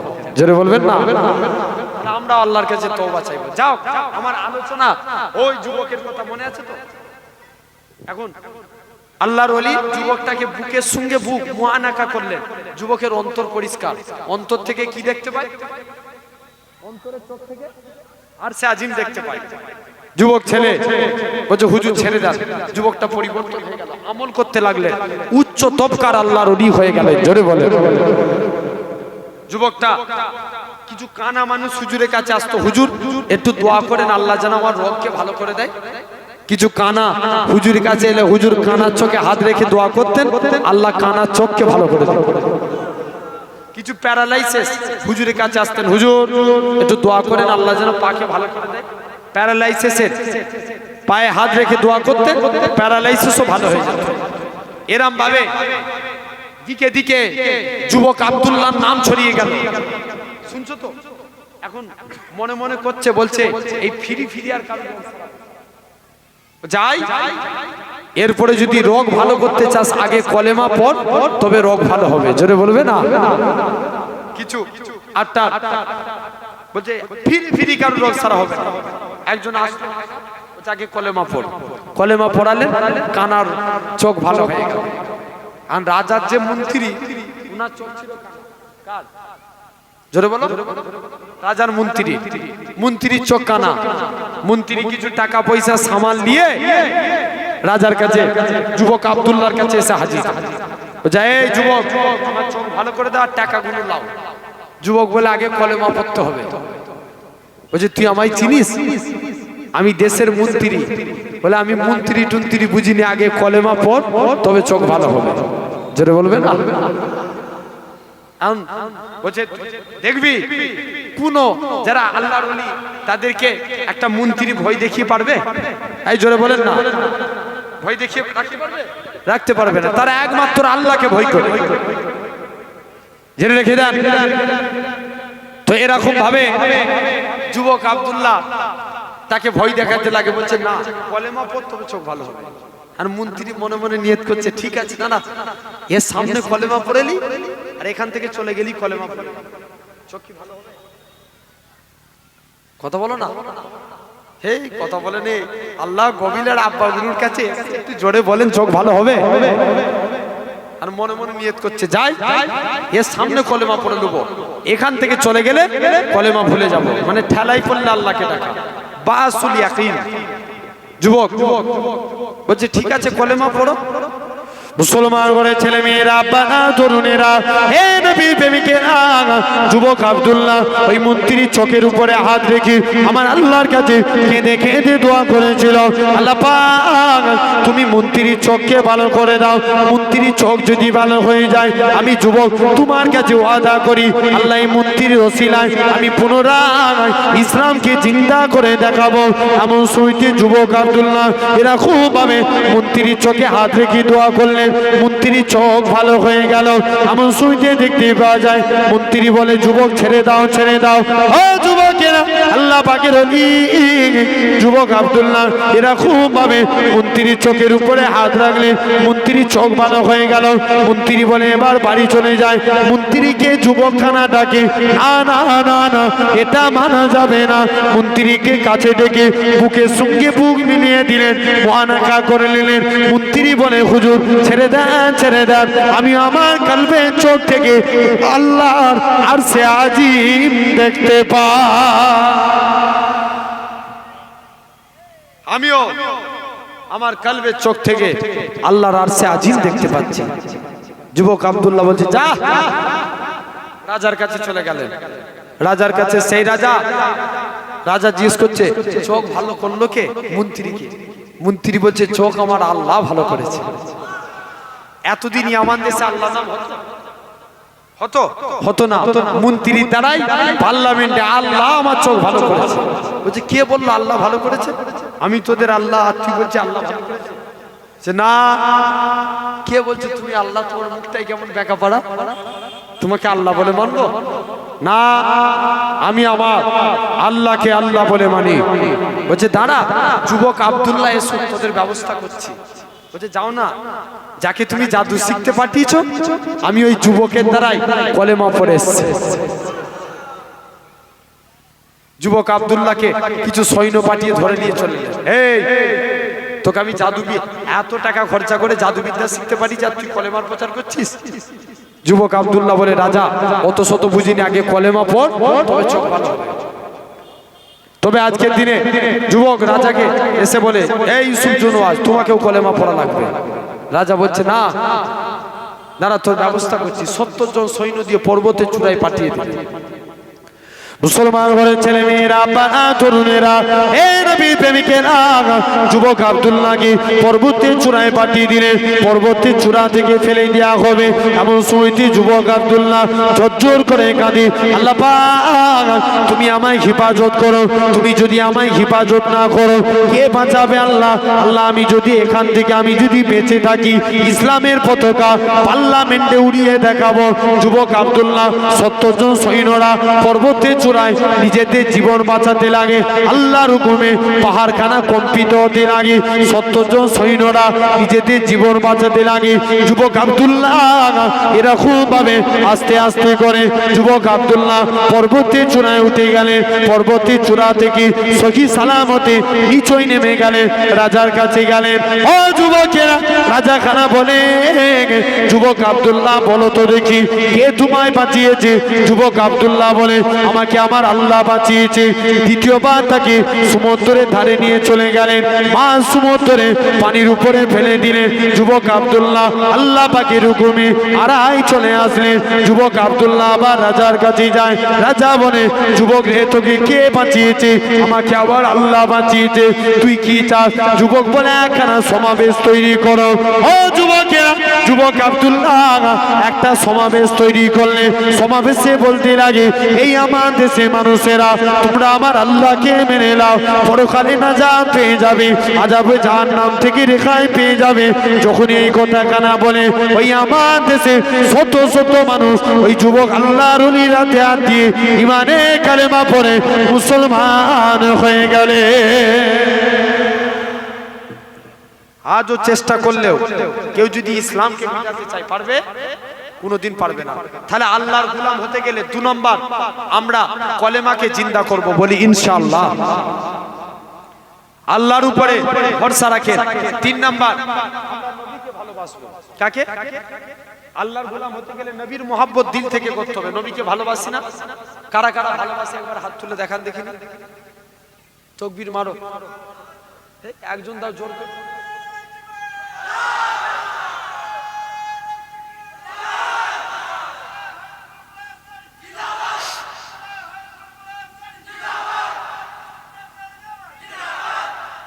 জেনে রেখে দেন, এই যে হাত তুললাম এগুলো দেখলো কে?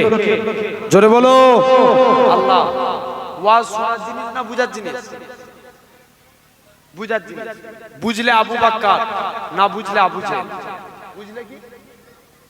আবু বকর, না বুঝলে আবু জেহেল। তাহলে আমরা আবু বকরের দলে, ঠিক কি না? আমাদেরকে বুঝতে হবে। জেনে রেখে দেন, নবী মানতে চাই। তো আমি বলেছিলাম তাহলে আমরা রাসূল মানলে আল্লাহর গোলাম হব। এখন নবী বলছে মান হাব্বা সুন্নতি, মুখে বলে দিলাম নবীকে ভালোবাসি, ভালোবাসা হবে? নবী বলছে মান হাব্বা সুন্নতি, যে আমার সুন্নতকে ভালোবাসলো, ফাকাদ আহাব্বানি, সে আমি নবী আমাকেই ভালোবেসে নিল। জোর করে বলো না। এই তো আগে থেকে সুবহানাল্লাহ টিপ। আমরা সুবহানাল্লাহ বললে গুনাহ না সওয়াব? আচ্ছা যতজন বসে আছে একসঙ্গে একবার সবাই মিলে বলেন তো দেখি সুবহানাল্লাহ।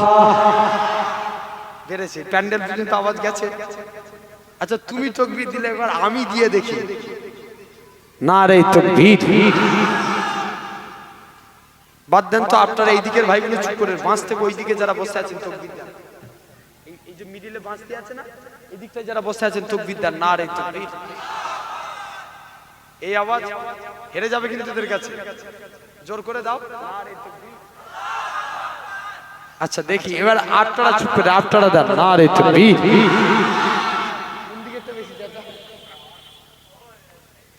নারে তাকবীর। একসঙ্গে সবাই মিলে দেন। পিছনের আব্বাগুলো, আল্লাহ শুকরিয়া আদায় করে বলছি, মুরব্বি বাপগুলো ছেলের মতো ভালোবাসে। আব্বাগুলো একটু জোর করে দেন। আগেকার মানুষের পাওয়ার বেশি। আমরা দেখবেন এখন যদি 2 কুদাল মাঠে দিয়েছে, 2টো কুদাল মারি, দেখবেন হাঁপি অস্থির হয়ে যাবে। ভুল বলছি না? আর আগেকার মানুষরা দেখবেন সারা দিন খেতে যাচ্ছে। আগেকার মানুষদের পাওয়ার একটা আলাদা। জোর করে সবাই মিলে একসঙ্গে দেন দেখি নারে তাকবীর। আলহামদুলিল্লাহ। সিলসিলা মুজাদ্দিদুজ জামান, দাদা পীরের হক সিলসিলা, নারে তাকবীর। আলহামদুলিল্লাহ। তা আমি বলেছিলাম যে কবরে আযাব থেকে বাঁচতে গেলে কটা আমল? কটা বলেছিলাম? 8টা। ইয়েস, মনে আছে। কটা? টোটাল 8টা আমল। আমার আলোচনা আজ মনে হচ্ছে আর সময় হবে না, তথাপি আমি রাসূলকে যেটা নিয়ে বলছি, তাহলে নবীর আমরা যদি মুখ দিয়ে মুখে বলি নবীকে ভালোবাসি, নবীর সুন্নত মানিনি, নবীকে মানা হবে? জোর করে। কোনোদিন মানা হবে না। নবী বলছে আগে আমার সুন্নতকে ভালোবাসো, তবে আমি নবী আমাকে ভালোবাসা হবে। তাহলে আমরা নবীর সুন্নতকে মানতে চাই। এখানে আমার অনেক ভাইয়েরা স্যুট পরে আছে। তোমরা স্যুট পরতে আমি নিষেধ করছি না, স্যুট পরেন, তবে আজ থেকে একটা সিস্টেমে পরেন। বুঝাচ্ছে না? একটা নিয়মে স্যুট পরেন। কেমন? যুবক, যখন তুমি স্যুট পরবে আগে ডান পাটা গলাবে। কোন পা? ডান পা। গাঁটের উপরে স্যুট রাখবে। কোথায়? জোরে বলো। গাঁটের উপরে। ডান পা দিয়ে স্যুট পরবেন। শার্ট জামা পরছেন, ডান হাত। গেঞ্জি পরছেন, ডান হাত। কাউকে কিছু দিচ্ছেন, ডান হাত। কারুর কাছে কিছু নিচ্ছেন, ডান হাত। এই ডান ডান ডান। কিয়ামতের দিন আল্লাহ বলবে তোমরা তোমরা যারা ডানপন্থী আছে এগিয়ে এসো। বান্দারা জিজ্ঞেস করবে কেন আল্লাহ? আল্লাহ বলবে যা, আমার নবী রাইট সাইড কে ভালোবাসতো, তোরা আমার নবীর সুন্নত মেনেছিস, আমি আল্লাহ তোদের নাজাত দিয়ে দিলাম। তাহলে একটা সুন্নত মানলাম, কটা? একটা। আমি এগুলো বলছি যদি আমার কথা শুনে আমার একটা ভাই এই আমল করে, আল্লাহ আমাদের প্রত্যেককে বলেন ইনশাআল্লাহ। ভাই আজকের পর থেকে যখন শুট করব কোনটা আগে দেব? এই মুখে বললে হবে না, কিন্তু করে দেখাতে হবে। বলেন ইনশাআল্লাহ। আলহামদুলিল্লাহ। আমরা যখন নখ কাটবো, এই আগুনটার নাম কি? সাদাত আগুন। এমনি তো নখ কাটেন, ডান হাতে সাদাত আগুনের নখটা আগে কাটবেন। কোন হাতের? ডান হাতের সাদাত আগুন পরস্পর কেটে আসলে বাম হাতের বুড়া আগুন পরস্পর কেটে গেলেন, বাম হাতের বুড়া আগুন ডান হাতের বুড়া আগুন। এভাবে যদি নখ কাটতে পারেন, আল্লামা নববী রহমাতুল্লাহ আলাইহি বলছেন এটা সুন্নতে রাসূল অনুযায়ী নখ কাটা। তাহলে আমরা এমনি তো নখ কাটি না, এমনি নখ কাটি। তো আজকের পর থেকে এই সিস্টেমে কাটবো। প্রথমে এই আগুন, তারপর পরস্পর কেটে আসবো, বুড়া আগুন বাদ। প্রথমে সাদাত, পরস্পর কেটে আসবো, তারপরে এই আগুন, পরস্পর কেটে যাবে এই আগুন এই আগুন। যদি এভাবে পায়ের নখ কাটবেন, এভাবে নখ কাটলে সুন্নতে রাসূল অনুযায়ী নখ কাটা। তাহলে সেই নবীর সুন্নতকে মানবো। কোন নবী?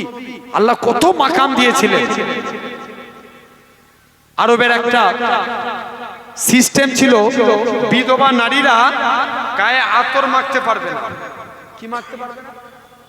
জোরে বলো না। আতর। আমার এলাকাতেও সিস্টেম আছে, বিধবা নারীরা কেউ হাতে চুড়ি পরতে পারে না, আপনার নাকে নাকছাবি পরতে পারে না, কালারিং শাড়ি পরতে পারে না। কিন্তু দেখতে পাওয়া যায় আরবের মেয়েরাও, বিধবা মেয়েরা গায়ে আতর মাখতে পারে না। আল্লাহ রসুলের আব্বা আব্দুল্লাহ ইন্তেকাল হয়ে গেলেন। আমিনার পেটে দু জাহানের বাদশা। আমিনা বাড়ি থেকে কাজ করে, আমিনার শরীর দিয়ে খুশবু বেরোয়, গোটা মক্কার জমিনে ছড়িয়ে যায়। জোরে বলে আমরা নবীর গোলাম আরো চিল্লে হই না। জেনে রেখে দেন, আব্দুল মুত্তালিবের লজ্জায় মাথা কাটে যায়। আব্দুল মুত্তালিব বলে নিজের স্ত্রীকে এসে বলে, স্ত্রী আমিনা কোথায় খুশবু পায়?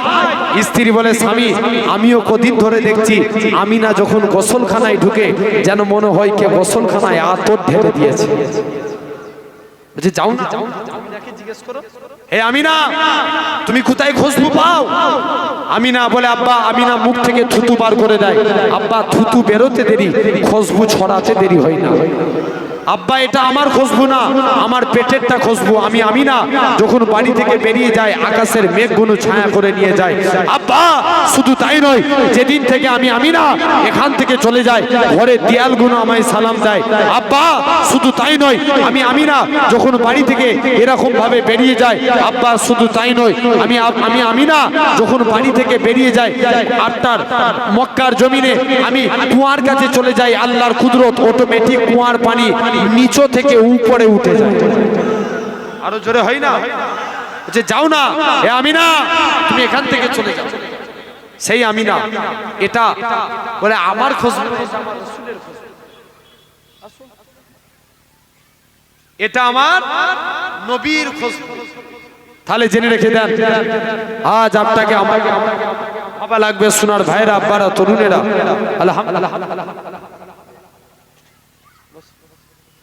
জেনে রেখে দেন সোনার ভাইয়ের আব্বারা, তরুণেরা, আজ আপনাকে আমাকে লক্ষ্য করতে হবে। তাহলে আমরা জানে রহমান মুস্তফার গোলাম হব। নবী হযরতে আনাস একদিন কিছু খেয়ে দস্তরখানে হাত মুছেছে। কোথায়? জোরে বলো না। দস্তরখানে হাত মুছেছে।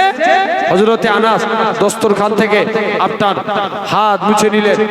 হযরতে আনাস একদিন দস্তরখান কোনোদিন পানি দিয়ে ধুতেন। হযরতে আনাস বলে, আমি দস্তরখান জীবনে পানি দিয়ে ধুতাম না, আগুনে ফেলে দিতাম, আগুন থেকে তুলে নিতাম, দস্তরখান পরিষ্কার। জোরে বলো। সবাই মিলে ধরেছে আনাস এই জাদু শিখলে কোথায়? আনাস বলে, এটা জাদু না, এটা মুস্তাফা নবীর হাতে ছোঁয়া। কি নবী পেয়েছে আপনি! হযরতে উতবা ইবনে ফারকার সাহাবীর নাম কি নাম বললাম? উতবা ইবনে ফারকাত হুজুরের 4 জন স্ত্রী ছিল। কজন? 4 জন স্ত্রী। স্ত্রীর সংখ্যা যখন বেশি হবে তখন স্বামী 4 ভাগে ভাগ হবে না, একটাই থাকবে, 4 ভাগে ভাগ হয়ে যাবে। সমান চোখে দেখতে হবে। এখন আব্দুল উতবা ইবনে ফারকাতের 4 জন স্ত্রী সব কম্পিটিশন করছে। ই বলছে দাঁড়া, স্বামীকে আমার দিকে ঘুরাও। বড় স্ত্রী চলে গেছে, এমন গায়ে খুশবু পারফিউম ইউজ করছে, কোনো কাজে লাগে না। মেজো আরো সুন্দর পারফিউম ইউজ করে, সেজো আরো সুন্দর ভাবে পারফিউম মাখতে থাকে। এরকম ভাবে 3 জনই পারফিউম মাখে।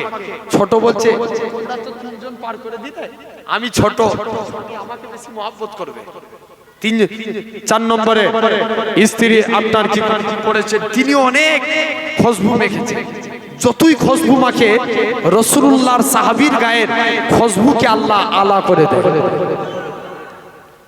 4 জন মিলে কজন স্ত্রী খুশবু মেখেছে? জোরে বলো। 4 জন। 4 জনের খুশবুকে নবী সাহাবীর গায়ের গন্ধ চাপা ফেলে দেয়। স্ত্রীরা ধরেছে, স্বামী তোমার গায়ে এত খুশবু ওঠে কেন বলো? স্ত্রী বলছে, স্বামী বলছে না পরে বলবো, বলছে না বলতেই হবে, তোমার গা দিয়ে এত খুশবু ওঠে কেন? আল্লাহ নবী সাহাবী হযরতে উতবা ইবনে ফারকাত বলে, ও আমার স্ত্রীরা শুনে রেখে দেন, কোন এক টাইমে আমি উতবা ইবনে ফারকাতের গোটা শরীরখানা ফুসকা পড়ে গিয়েছিল, গোটা শরীরখানা জ্বালা জ্বালা করতেছিল। হঠাৎ করে আমি উতবা ইবনে ফারকাত গোটা শরীরখানা ফুসকা পড়ে গিয়েছে। আমি উতবা আল্লাহ নবীর দরবারে চলে গেলাম, প্রতিটা জায়গায় গেলাম, কোনো জায়গায় গিয়ে আমার রোগ ভালো হলো না। আমি উতবা আল্লাহ নবীর দরবারে চলে গেলাম, আল্লাহ নবী দরবারে যে জোর করে কাঁদি, ইয়া রাসূলুল্লাহ হাবিবাল্লাহ, ইয়া রাসূলুল্লাহ হাবিবাল্লাহ, হুজুর আমি উতবা শরীরখানা ফুসকা পড়ে গিয়েছে। আল্লাহ নবী বলে, বাবা জামাখানা খুলে দাও। আল্লাহ নবী বিসমিল্লাহ বলে একটুখানি হাত বুলিয়ে দিলেন। হযরত উতবা ইবনে ফারকাত বলে, আল্লাহর কসম, নবীর হাত লাগানোর সাথে সাথে আমি উতবা শরীর থেকে আমার আল্লাহ পাক খুশবু জারি করে দিয়েছিলেন। জাস্ট নবী হাত দিয়েছে।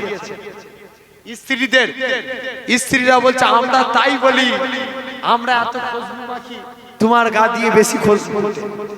তাহলে এই ছিল আপনার আমার নবী। হযরতে ইবনে আব্বাসকে, ছোট্ট ছোট্ট হাদিস, ইবনে আব্বাসকে আল্লাহ নবী একদিন ডাকছে, বাবা আব্বাস যাও না, আমি নবী ইস্তেঞ্জা করব, ওই দূরে যে ঝাউ গাছগুলো আছে ওই গাছগুলোকে এসে পর্দা করতে বলো। কি করবে? পর্দা। খোলা মাঠে ইস্তেঞ্জা করা যায়, ঠিক হবে? দেখবেন আমরা রাস্তাঘাটে অনেকে ইস্তেঞ্জা করি, এমন ভাবে বসে যায় সামনে দিয়ে কেউ গেলে সব দেখে পালিয়ে যায়। ভুল বলছি না ঠিক বলছি? তাহলে ঝপঝপ আড়াল করে বসা সুন্নতে রাসূল, এই হাদিস দ্বারা প্রমাণ। জেনে রেখে দেন, ইবনে আব্বাসকে নবী ডাকছে, বাবা আব্বাস যাও না, ওই গাছগুলোকে যে বলো আমি নবী, আমার জন্য যেন তারা একটু পর্দা করে। মুসলমান ঘরের ছেলে মেয়েরা, বাবা তরুণেরা, হে নবীর প্রেমিকেরা, হযরত ইবনে আব্বাস রাদিয়াল্লাহু তাআলা আনহু হুজুর আমার চলে গেলেন। এই গাছে সাজার তোমাকে আল্লাহ নবী ডাকে, যখন প্রথমবার বলে ওই গাছের পাতাগুলো নাড়া দেয়, দ্বিতীয়বার বলে এই গাছে সাজার তোমাকে আল্লাহ নবী ডাকে, দ্বিতীয়বার যখনই বলে গাছের ডালগুলো নাড়া দেয়, তৃতীয়বার বলে আল্লাহ নবী তোমাকে ডাকে। সঙ্গে সঙ্গে ওই গাছখানা মানুষের মতো কদমে পড়ে, এরকম ভাবে যেমন মানুষ এক জায়গা থেকে আরেক জায়গায় যায়, ওই গাছগুলো এরকম ভাবে মাটি ফাঁক করে এক জায়গায় এসে পর্দা করে ফেললে। ও যুবকেরা, আল্লাহ নবী ওই জায়গায় দাঁড়িয়ে নবী আমার ওই জায়গায় ইস্তিনজা করলেন। আল্লাহ নবীর ইস্তিনজা করা কমপ্লিট হয়ে গেল। নবী আমার সাহাবী হযরত ইবনে আব্বাসকে ডেকে বলে, ও বাবা আব্বাস, চলে যাও, তুমি এই গাছগুলোকে নিচের জায়গায় চলে যেতে বলো। গাছগুলো আবার নিচের জায়গায় চলে যায়। ও যুবকেরা, হযরত ইবনে আব্বাস বলে, আমি মনে মনে চিন্তা করি, নবী তো ইস্তিনজা করে গেল, গাছ এসে পর্দা করলো, এই জায়গায় কি ঘটেছে? রয়েছে। আমি আব্বা যে দেখি আল্লাহর কসম ওই জায়গাতে মুসকে আম্বরের থেকেও বেশি খুশবু চালু হয়ে গেছে। এই ছিল আপনার আমার নবী। আচ্ছা বলুন তো, এই গবিলাতে আমি এসেছি, সব ছেলেগুলো বেড়া চাপায় আনতে গেছিল, তাই বেড়া চাপায়। আমি কোনোদিন গবিলাতে আসিনি, ফার্স্ট টাইম আসলাম। তো যদি এরা আনতে না যেত, আমি এই জায়গায় এসে গবিলা কোথায় খুঁজে মরতাম, ঠিক কি না? তো এখন আমাদের যুগ হয়ে গেছে ফোনের যুগ। মনে করেন আমি এখান থেকে কোনো মানুষ আমার দরবারে গেল, যে আমার সঙ্গে যদি যোগাযোগ থাকে, দরকার থাকে, আপনারা যাবেন, যে যদি আমি বাড়িতে না থাকি ফোন করে খবর নেবেন না, ভাইজান আপনার বাড়িতে এসেছি। হ্যাঁ না না, আচ্ছা বলেন নবীর টাইমে কি ফোন ছিল? জোরে বলেন, নবীর টাইমে ফোন থাকে না। তাহলে আল্লাহ রসুল মাঝে মাঝে দরবার থেকে কোথাও চলে যেতেন, সাহাবারা কি করে নবীকে খুঁজে পেত? কিতাবে সে নবী যখন যেই বাড়িতে থাকতেন, বাড়ি থেকে যখন কোথাও চলে যেতেন, আল্লাহ নবী যেই রাস্তা দিয়ে যেতেন, ওই রাস্তা দিয়ে আল্লাহ খুশবু চালু করতেন। আরো জোরে হয় না? আল্লাহ নবী সাহাবীরা ওই খুশবু শুনে শুনে শুনে আল্লাহ নবী সাহাবীরা নবীর কাছে পৌঁছে যেতেন। যেমন এখন আমরা ফোনে যোগাযোগ করে এই জায়গায় আসছি, আর নবীর টাইমে নবীর খুশবু শুনে নবীর কাছে পৌঁছে যেতেন। এই ছিল আপনার আমার নবী। হযরতে মদিনা মুনাওয়ারার এক ইমাম ছিলেন, যিনার নাম ছিল হযরতে আসেম রাহমাতুল্লাহ আলাইহি। কি নাম বললাম? আসেম। নাম কি? আসেম রাহমাতুল্লাহ আলাইহি, মদিনা মুনাওয়ারার ইমাম। জেনে রেখে দেন, হযরতে আসেম তিনি কি করলেন? আস্তে আস্তে করে হযরতে আসেম একদিন মুখ দিয়ে কথা বলছে, আসেমের মুখ দিয়ে খুশবু বের হচ্ছে। জোরে বলবে না? কি বের হচ্ছে? খুশবু বের হচ্ছে। সবাই মিলে বলছে, আসেম তোমার মুখ দিয়ে মুরিদরা ধরেছে। হুজুর, নবীর তো এগুলো জীবদ্দশা, আগে যেগুলো আলোচনা করলাম ওগুলো জীবিত থাকা অবস্থায় ঘটেছিল, আমি ইন্তেকালের পরের ঘটনা বলছি। হযরতে আসেম সবাই মিলে ধরেছে, হুজুর আপনার মুখ দিয়ে এত খুশবু উঠে কেন? বলছে না বলবো না হুজুর, বলছি। মুরিদ এখন ধরেছে, মুরিদ পীরকে কিভাবে ভালোবাসবে? আব্বার কেমন করে? আব্বার মতো। বলছে না হুজুর, বলতেই হবে, আপনার শরীর দিয়ে এত খুশবু উঠে কেন? আল্লাহ পাকের ওলি হযরতে আসেম রাহমাতুল্লাহ আলাইহি হুজুর আমার মুরিদদেরকে ডেকে বলে, ও বাবা মুরিদ শুনে রেখে দাও, আমি আসেম একদিন আমি হঠাৎ করে রাত্রে শুয়ে আছি, হঠাৎ করে দেখি আল্লাহ নবী দিন দুনিয়া বাদশা হাবিবুল্লাহ জনাবে মুহাম্মদুর রাসূলুল্লাহ সাল্লাল্লাহু আলাইহি সাল্লাম হুজুর আমার এরকম ভাবে আল্লাহ নবীর সঙ্গে স্বপ্নে স্বপ্নে দিদার নসিব হয়ে গেল। ও যুবকেরা, হযরতে আসেম বলে আমি হঠাৎ করে দেখি আল্লাহ নবীর সঙ্গে দিদার নসিব হয়ে গেল। আল্লাহ নবীর সম্মানে আমি আসেম তাজিমে দাঁড়িয়ে গেলাম। আল্লাহ নবী বলে, বাবা আসেম তুমি আমি নবী আমায় একটু কোরআন পড়ে শোনাও। হযরতে আসেম বলে, আমি আল্লাহ নবীর সম্মানে দাঁড়িয়ে দাঁড়িয়ে কোরআন তেলাওয়াত করি।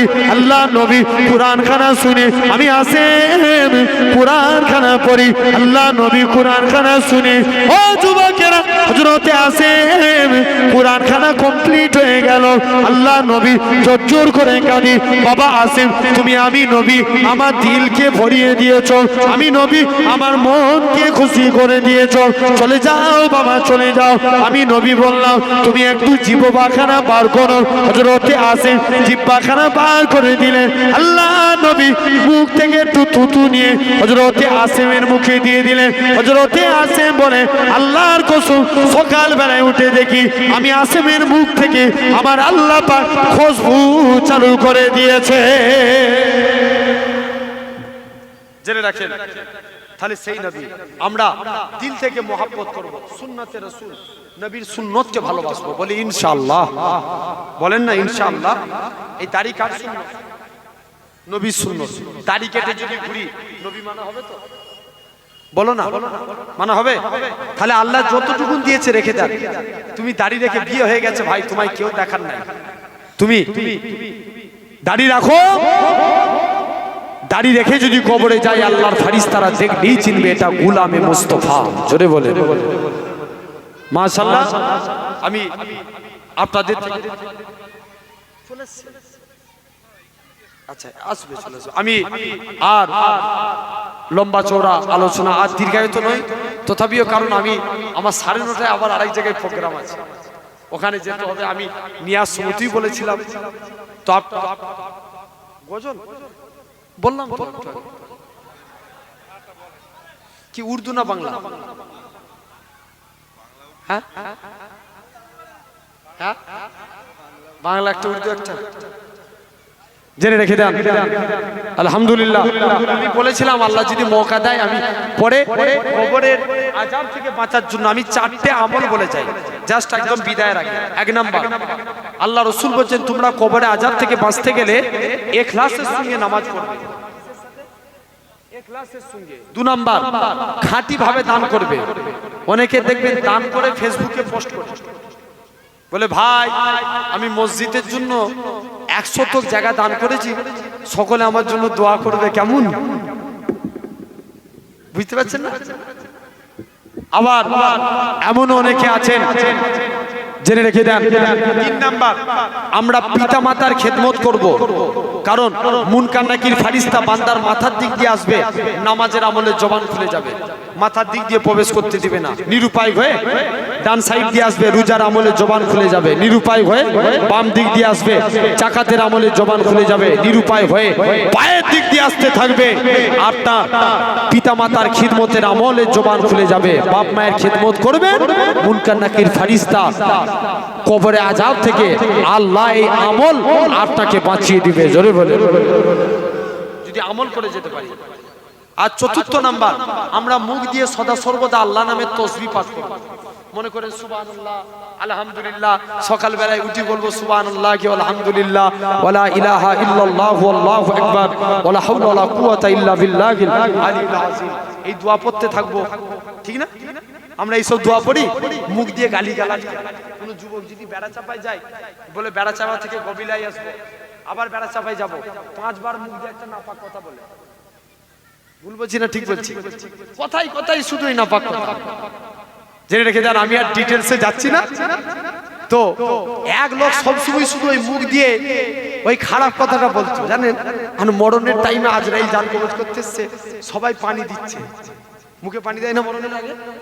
যত পানি দিতে যাচ্ছে ও তত বিরক্ত হয়ে যাচ্ছে, লাস্টে গেলে মুখ দিয়ে নাপাক কথা বলি দুনিয়া থেকে বিদায় নিয়েছে।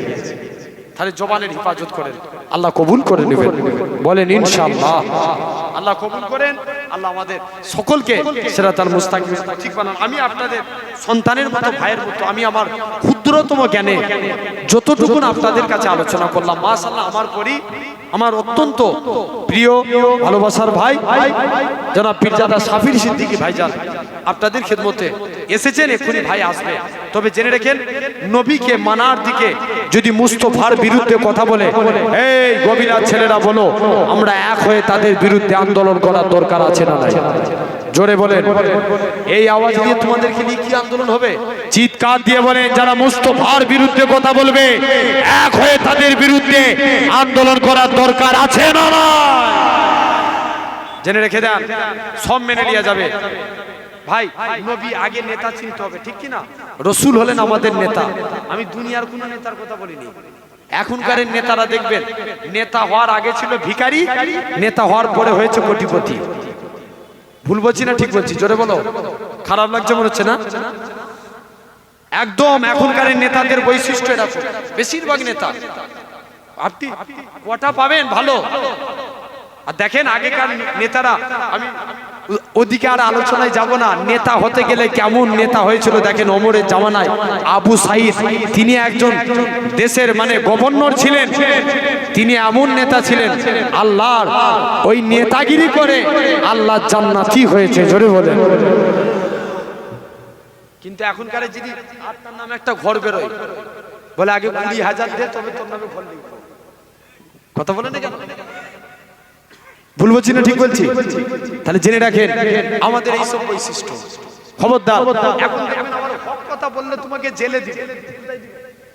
জোরে বলো। জেলে। আর তৎকালীন সময় ওমরের বিরুদ্ধে কাজী সুরাই হক কথা বলেছে, ওমর আজকের বিচারের রায় তোমার বিরুদ্ধে যাবে। ওমর তুমি যে ঘোড়াটা কিনেছো, ঘোড়া তোমাকে নিতে হবে, টাকা ইহুদির হবে। ওমর বিচার তোমার বিরুদ্ধে গেল।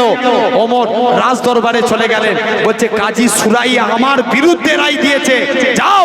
আমি ওমর তার প্রমোশন বাড়িয়ে দিলাম। ওমর প্রমোশন বাড়িয়ে দিল। আর আজ আমাদের সমাজে হক কথা বললে যার বিরুদ্ধে কথা বলবেন সে আপনার নামে মামলা করবে। কথা বলে না কেন? জেনে রেখে দেন আমার ভাইরা, আল্লাহ কবুল করে না আমাদের সকলকে। আল্লাহ যেন ন্যায়ের উপরে চলার তৌফিক দেন। বলেন ইনশাআল্লাহ। হকের উপরে থাকেন, সত্যের উপরে থাকেন, আল্লাহ কবুল করে নেবেন। আমার সোনার ভাইরা, ভাই রিকোয়েস্ট করলো আমাদের, হ্যাঁ একটা গজল, এই নামটা মনে হচ্ছে সামির আহমেদ, নতুন ওয়াজ করছে। আপনাদের খুব ভালো একদম ওয়াজ করছে। কত যাচ্ছেন না? জেনে রেখে দেন আমার সামির আহমেদ ভাই রিকোয়েস্ট, আমার মুরব্বি বাপ, উনিও বললেন একটা উর্দু না বাংলা, একটাই বলি না কি? আচ্ছা একটা একবার